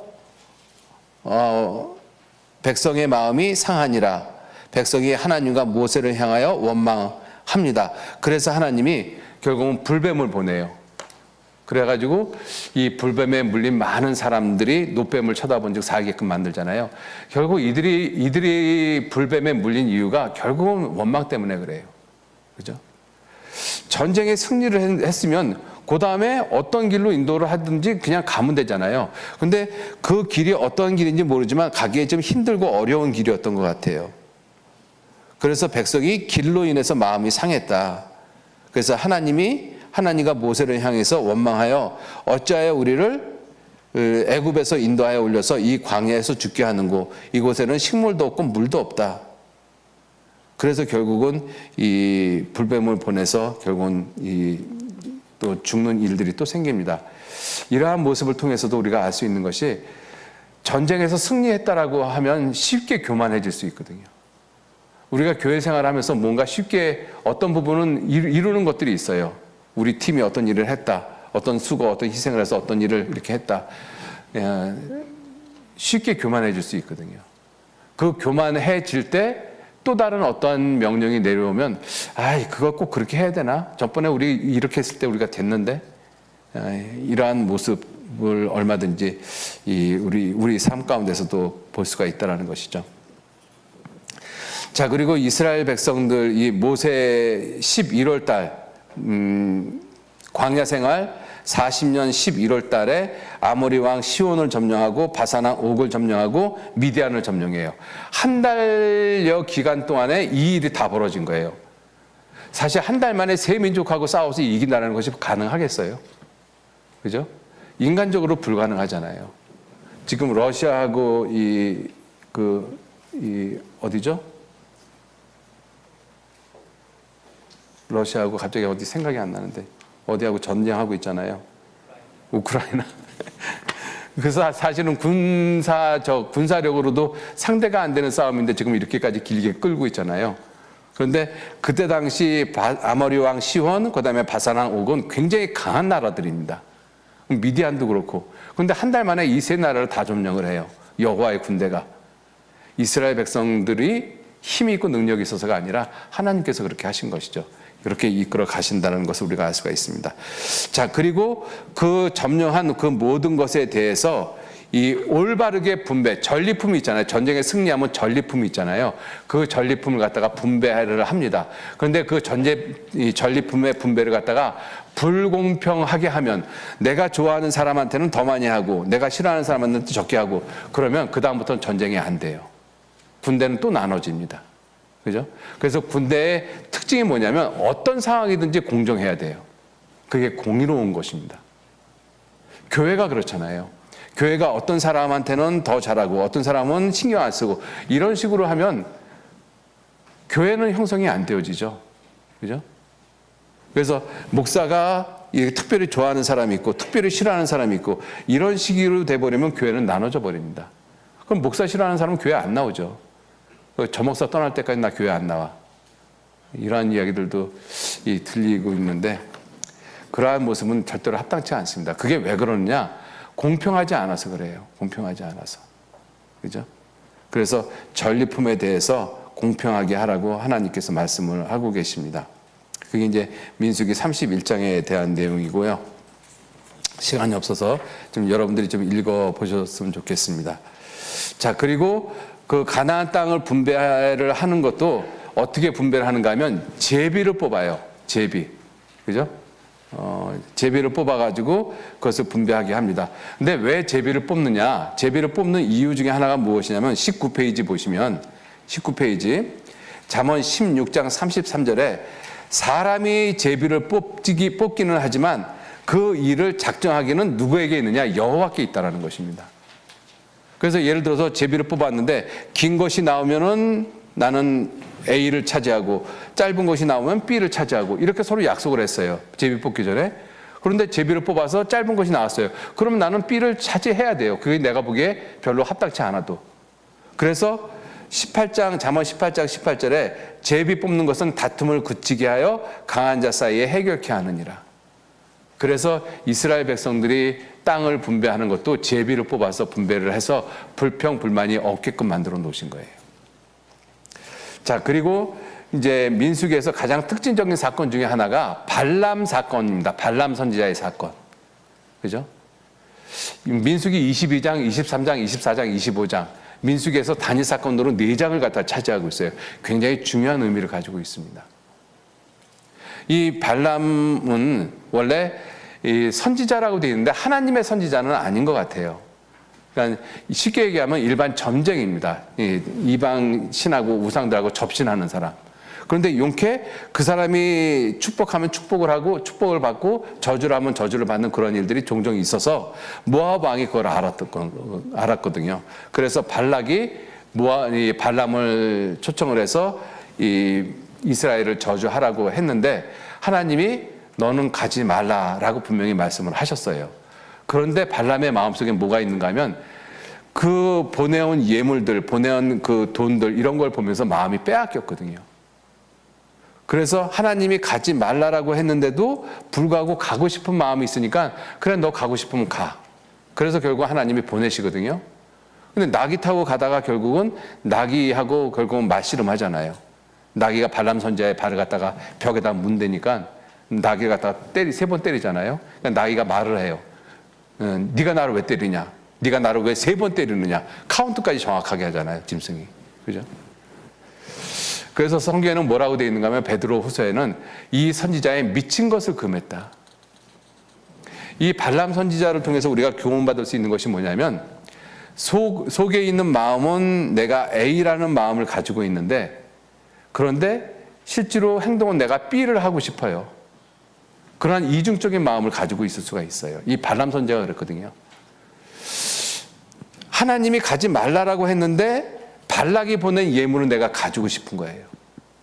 그러니까 단호하게 이 발락이 보낸 사람들을 보내지 못하고 여기 기다려라. 하나님이 뭐라고 물으는지 내가 한번 알아보겠다. 그죠? 그래서 1차, 2차, 3차, 4차까지 이렇게 예언을 하게 되어지잖아요. 그러한 발람 선지자의 모습을 보면서 무엇을 우리가 느낄 수가 있는가 하면 이 유혹을 받을 때 유혹을 정말로 뿌리칠 수 있는 힘이 있어야 돼요. 발람 선지자는 그 유혹을 못 뿌리쳤어요.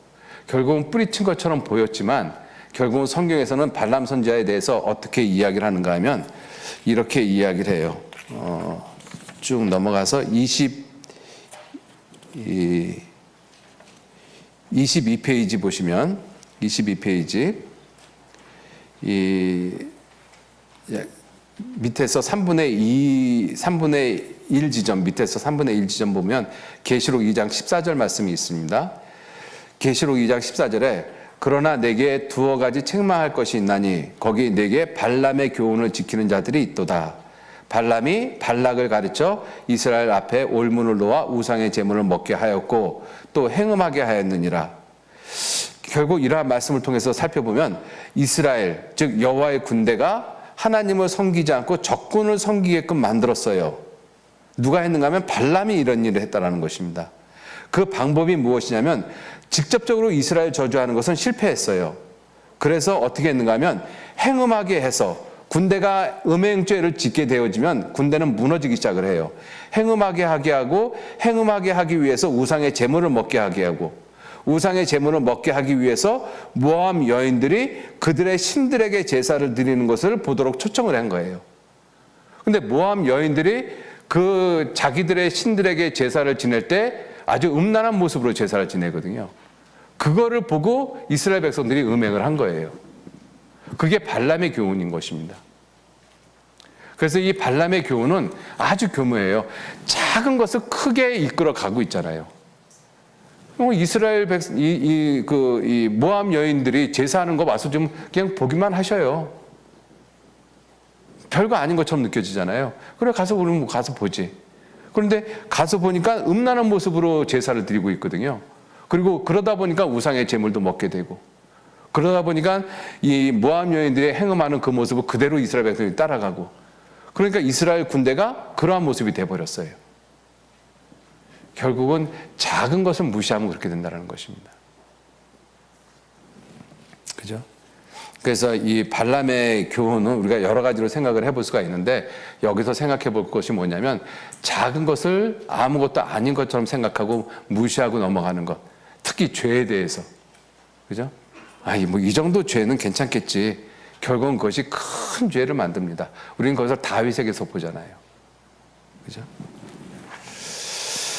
자, 이렇게 해서 결국은 이스라엘 백성들도 음행을 하고 그것 때문에 많은 사람들이 죽임을 당합니다.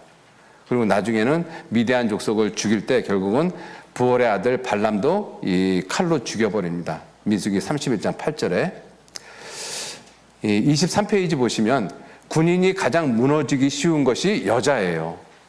실제로 세상에서도 그럽니다. 그래서 이 병법에 보면 미인계를 쓰잖아요. 그죠? 지금 세상에서도 미인계를 많이 씁니다. 정치인들이 이 미인계에 많이 넘어가기도 하고 있죠. 그래서 경국지색이다라는 말들도 있잖아요. 나라를 기울게끔 만드는 그러한 미모를 가지고 있는 여인. 그것을 경국지색이라고 이야기를 하잖아요. 그죠? 자, 그러한 모습이 야고보서 4장 4절에 간음하는 여자들이여 세상과 벗된 것이 하나님의 원수임을 알지 못하느냐. 그죠? 우리 구원받은 그리스도인들은 여호와의 군대, 그리스도 예수의 좋은 군사들이잖아요. 그런데 우리들이 세상을 벗하고 있는 것, 그게 간음하는 것이라고 말씀하셨어요. 그죠? 그래서 이 세상은 마귀가 점점 더 아름다운 모습, 보암직한 모습으로 변화시켜 가고 있습니다. 그런데 그러한 세상과 벗된 것을 성경은 간음하는 여자들이라고 말씀을 하고 있어요. 자, 그래서 그러한 모습에서 민수기 28장에서 30장은 다시 출애굽 2세대들을 갖다가 재교육하는 모습이 있습니다. 그래서 이러한 모습을 보면 우리가 무엇을 알 수가 있는가 하면 출애굽 1세대는 훈련의 과정이고 출애굽 2세대는 실전의 과정이잖아요. 그 출애굽 1세대, 출애굽 2세대에 공이 필요한 것이 무엇이냐면 끊임없는 재교육, 반복적인 교육이라는 것입니다. 굉장히 중요한 거예요. 그죠?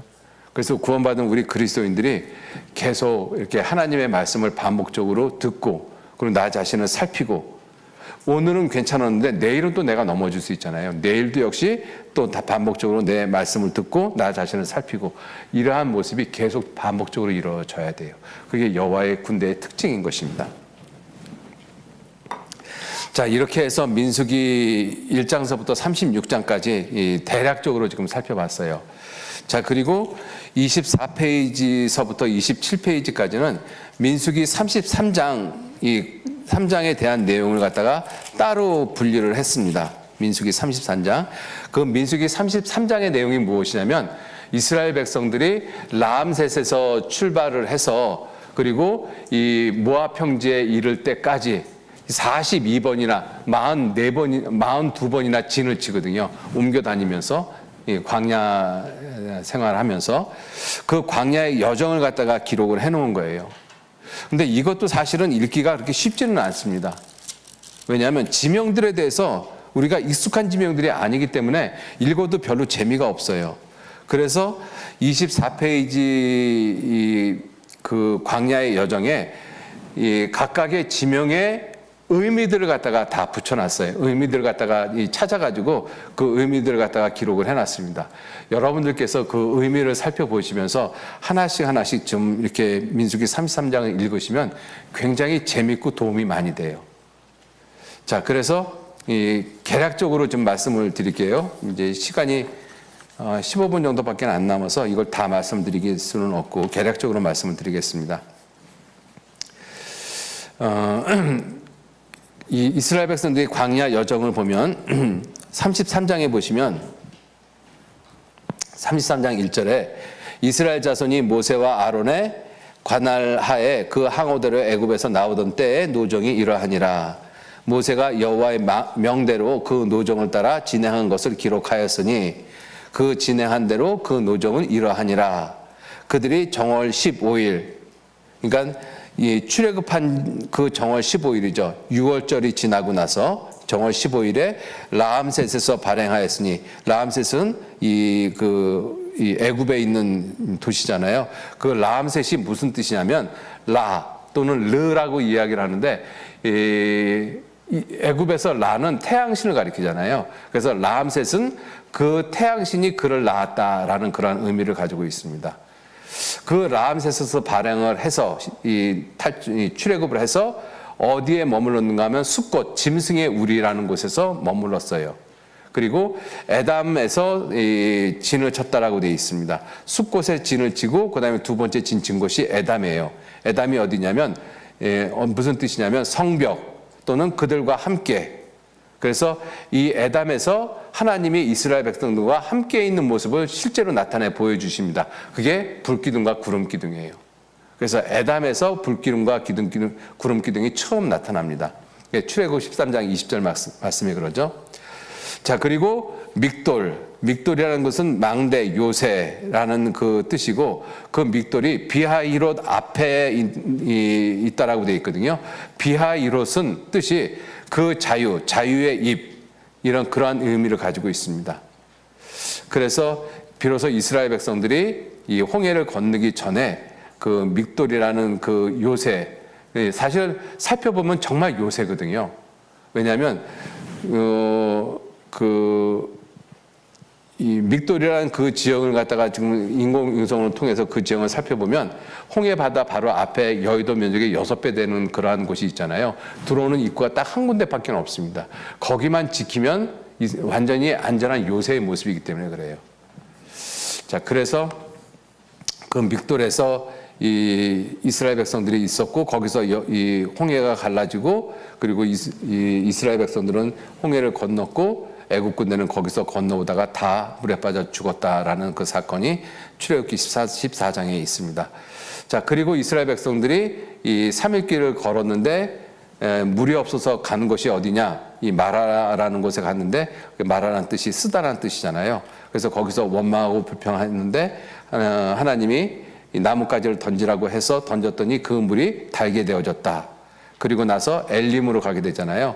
엘림은 이 나무들, 큰 나무들이라는 건 뜻입니다. 종려나무 70주가 있는 곳이죠. 그들이 거기 가서 이 장막을 치고 그다음에 홍해가에 가서 장막을 치는데 홍해가에서 장막을 치고 신광야로 갑니다. 여기서 신광야를 지금 생각을 해볼 것이 뭐냐면 우리 한글로는 신광야라고 해서 똑같이 다 신광야예요. 근데 영어로 보면 S-I-N 신광야가 있고 그다음에 Z-I-N, G-I-N 해가지고 진광야가 있어요. 근데 한글 성경은 똑같이 다 신광야로 되어져 있습니다.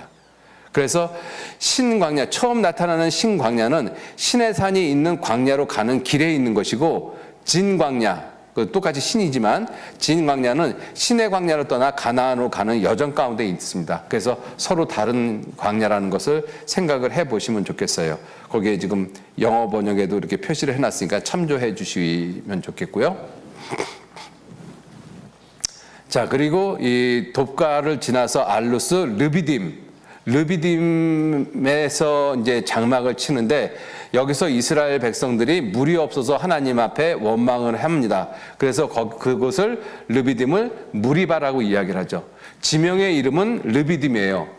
지명의 이름이 침대를 펼치다 회복하다 안식의 땅 평야 쉬는 곳 휴식하는 곳. 그런데 거기서 이스라엘 백성들은 휴식을 못하고 하나님하고 싸웠어요. 그래서 다퉜다 무리바라고 이야기를 하고 있는 것이거든요.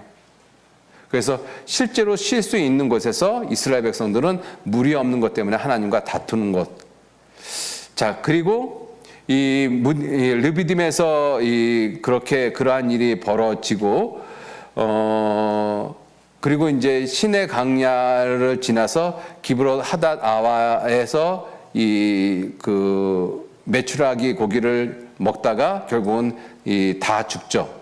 그래서 거기서 이 탐욕의 무덤이라는 그 이름을 갖게 되는 것이 기브롯 하닷 아와입니다.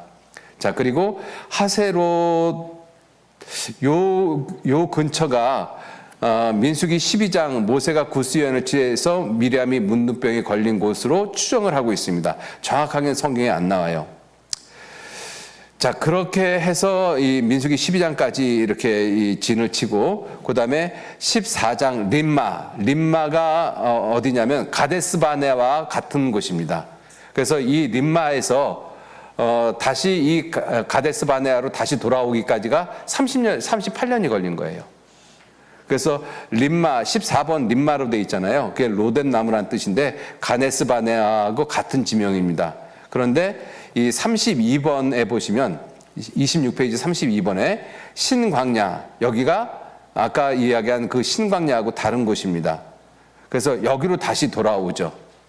그래서 이 신광야에서 이스라엘 백성 출애굽 2세대들이 물이 없어서 또 하나님께 원망을 해요. 그래서 여기도 무리바라고 칭한 것입니다. 그래서 무리바가 똑같이 무리바라, 하나님과 다투었다라는 이름을 갖는데 사실은 지명은 서로 다른 지명이라고 생각하시면 훨씬 이해하기가 쉬운 것이죠. 자, 그리고 참조를 하셔요. 신명기 1장 1절 2절에 보면 바란에서 가데스 바네아까지는 10하루길이었더라. 10하루길을 이스라엘 백성들은 38년 동안 뺑뺑이를 돕니다. 그것이 14번 림마에서 32번 신광야 가데스에 다시 돌아오기까지의 과정이에요. 그게 38년 걸린 것입니다. 그래서 출애굽 1세대가 다 죽죠. 출애굽 1세대가 다 죽고 그 다음에 32번 26페이지 32번 신광야 곧 가데스, 거기에서 이스라엘 백성들이 또 모세에게 원망을 하고 그래서 그것을 무리바라고 이야기를 합니다. 그리고 33번 호르산, 이 호르산에 아론이 올라가서 결국은 5월달에 40년 5월달에 거기서 죽죠. 그리고 신명기 10장 6절에 보면 27번에 보셔요. 27번에 보면 브네야 아간이라고 되어져 있는 그 곳이 있는데 이 야간의 아들들의 운물들이라는 뜻입니다. 그런데 신명기 10장 6절에 보면 이스라엘 자손이 브에롯 브네야 아간에서 발행하여 모세라 또는 모세롯이라고 되어 있죠. 모세라에 이르러 아론이 거기서 죽고 장사되었다. 그래서 이 신명기 10장 6절 말씀하고 민수기 33장 38절 말씀하고 서로 다른 것처럼 느껴져요. 근데 다른 것이 아니라 신명기 10장 6절은 아론이 그 브네야 아간이라는 그러한 그 지역에서 죽었다라는 것을 굉장히 라프하게 이야기를 하고 있는 것이고, 그 다음에 민수기 33장은 정확하게 아론이 호르산에서 몇 년 몇 월에 죽었다라는 것을 아주 구체적으로 이야기를 하고 있는 것입니다. 결국은 같은 의미라는 것이지 이것이 모순된 것이 아니라는 것을 아셨으면 좋겠어요.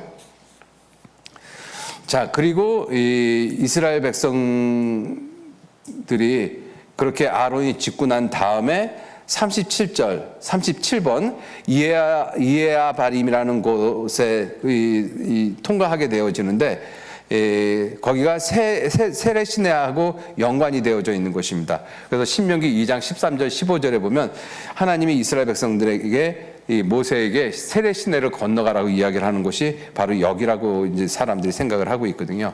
그리고 여기에서 조금 더 가면 이제 모압 평지가 나타나는데 그 모압 평지에서 결국은 아모리 왕 시온을 죽이고 시온 왕 옥을 죽이고 미디안을 점령을 하는 일들이 벌어집니다. 그리고 모세는 죽어요. 그리고 30일 동안 애곡을 하다가 그리고 이 정월 10일에 여호수아 4장 19절 보시면 정월 10일에 백성이 요단에 올라와서 여리고 동편 지경 길갈에 진을 칩니다. 이렇게 해서 모두 42번의 진을 치게 되어지는 것이죠.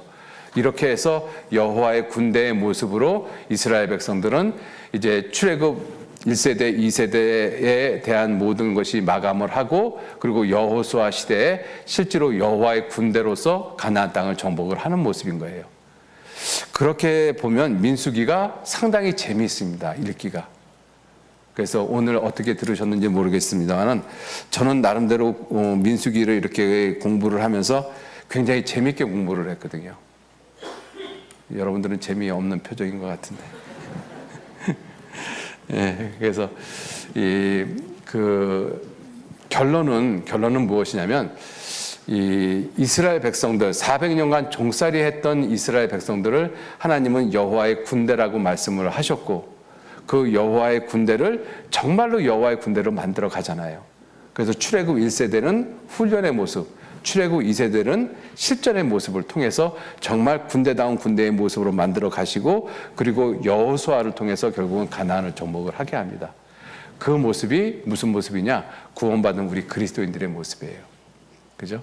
그래서 성경은 우리를 그리스도 예수의 좋은 군사로 나와 함께 고난을 받을지니. 그래서 군인은 편안히 쉬는 곳이 아니잖아요. 군이. 그죠? 군대에 갔는데 편안히 쉬고 왔다. 그건 뭔가 잘못된 거예요. 군인은 고난을 받아야 돼요. 왜? 훈련도 고난이고 전쟁도 고난이잖아요. 그죠? 군인은 언제 쉬어요? 전쟁이 끝나야지 쉬어요. 근데 우리들은 지금 전쟁을 하고 있는 거잖아요. 나 자신과의 전쟁, 세상과의 전쟁, 마귀와의 전쟁. 근데 구원받은 그리스도인들이 자기가 군인인지도 모르고 자기가 전쟁을 하고 있는지도 모르고 살아가고 있다면 그건 여호와의 군대가 아니죠. 그런데도 성경은 분명히 여호와의 군대라고 말씀을 하고 있어요. 그리스도 예수의 좋은 군사라고 말씀하고 있습니다. 하나님은 끝까지 나를 포기 안 하신다는 뜻이에요. 그죠? 그래서 내가 지금까지는 하나님 보시기에 그렇게 합당한 모습으로 살아오지 못했다 할지라도 이스라엘 백성들을 이끌어 가시는 그 하나님의 인자하심과 자비하심을 보시면서 하나님이 나를 지금 이러한 모습으로 이끌어 가고 계시겠구나. 그래서 마지막 한 구절만 보시면 미가서 6장 8절에 미가서 6장 8절에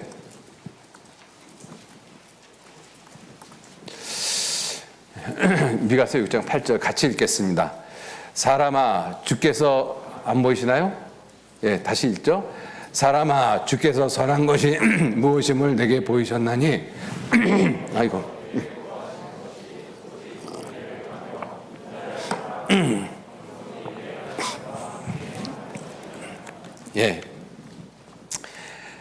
하나님께서 미가 선자에게 말씀을 하신 내용 중에 사람아 주께서 선한 것이 무엇임을 내게 보이셨다. 그 선한 것이 무엇이냐면 여호와께서 내게 구하시는 것이 무엇이냐. 오직 공의를 행하며 군인은 반드시 공정해야 돼요. 공평해야 됩니다. 교회가 그래야 되고 그다음에 인자라는 것이 예수님을 지칭하는 것이 아니죠. 그죠? mercy라고 되어 있잖아요. 다른 사람들을 불쌍히 여기는 것. 그죠? 나보다 다른 사람을 더 불쌍히 여기는 것. 이게 군대의 모습은 이래야 돼요. 여호와의 군대의 모습은. 교회의 모습이 그러잖아요. 나보다 남을 더 낮게 여기고. 그죠? 다른 사람을 더 낮게 여기고 불쌍히 여기고. 그리고 겸손히 내 하나님과 함께 동행하는 것. 명령에 절대적으로 순종하는 것. 하나님의 명령에 절대적으로 순종하는 사람이 어떤 사람이냐? 겸손한 사람입니다. 교만한 사람은 순종 못하죠. 그죠? 자, 이러한 모습이 하나님이 여호와의 군대에게 바라는 모습이라는 것을 생각을 하고 그리스도 예수의 좋은 군사라는 것. 그래서 그리스도 예수의 좋은 군사는 누구를 기쁘시게 하는 것이냐? 디모데후서 2장 3절 말씀에 내가 그리스도 예수의 좋은 군사로 나와 함께 고난을 받을지니 군사로 다니는 자는 자기 생활에 얽매이는 자가 하나도 없도다. 자기 생활에 얽매이는 자가 하나도 없도다. 이게 군인이에요. 이는 하나도 없는 이유는 그 이유는 뭐냐? 군사로 모집한 자가 누구예요? 하나님이십니다. 그죠? 예수님이시잖아요. 나를 위해서 십자가에 돌아가신 그 예수님. 그 예수님을 어떻게 해요? 기쁘게 하려 합니다. 이것이 군인의 목적입니다. 그죠? 내가 그리스도 예수의 좋은 군사가 된 이유가 무엇이냐? 나를 군사로 모집한 하나님을 기쁘시게 하는 것. 그게 우리들의 삶의 목적이라는 것. 마음 가운데 깊이 생각하셨으면 좋겠습니다. 같이 기도하시죠. 하나님 귀한 은혜와 사랑에 진심으로 감사를 드립니다. 오늘 민수기를 통해서 여호와의 군대의 모습이 어떠한 것인지 우리에게 교훈해 주심에 감사드립니다. 또한 구원받은 내가 그리스도 예수의 좋은 군사라는 분명한 사실을 마음 가운데 깊이 각인시켜 주시고 그리스도 예수의 좋은 군사는 자기 생활에 얽매이는 자가 아니고 나를 군인으로 불러주신 예수님, 하나님을 기쁘시게 하는 자라는 분명한 사실을 잃어버리지 않도록 도와주시고 인도해 주옵소서. 우리들의 남은 모든 시간들 선하신 주님의 손에 의지하고 부탁드립니다. 감사드리면서 우리를 군사로 불러주신 거룩하신 예수님 이름으로 기도 올렸습니다. 아멘. 예, 수고하셨습니다.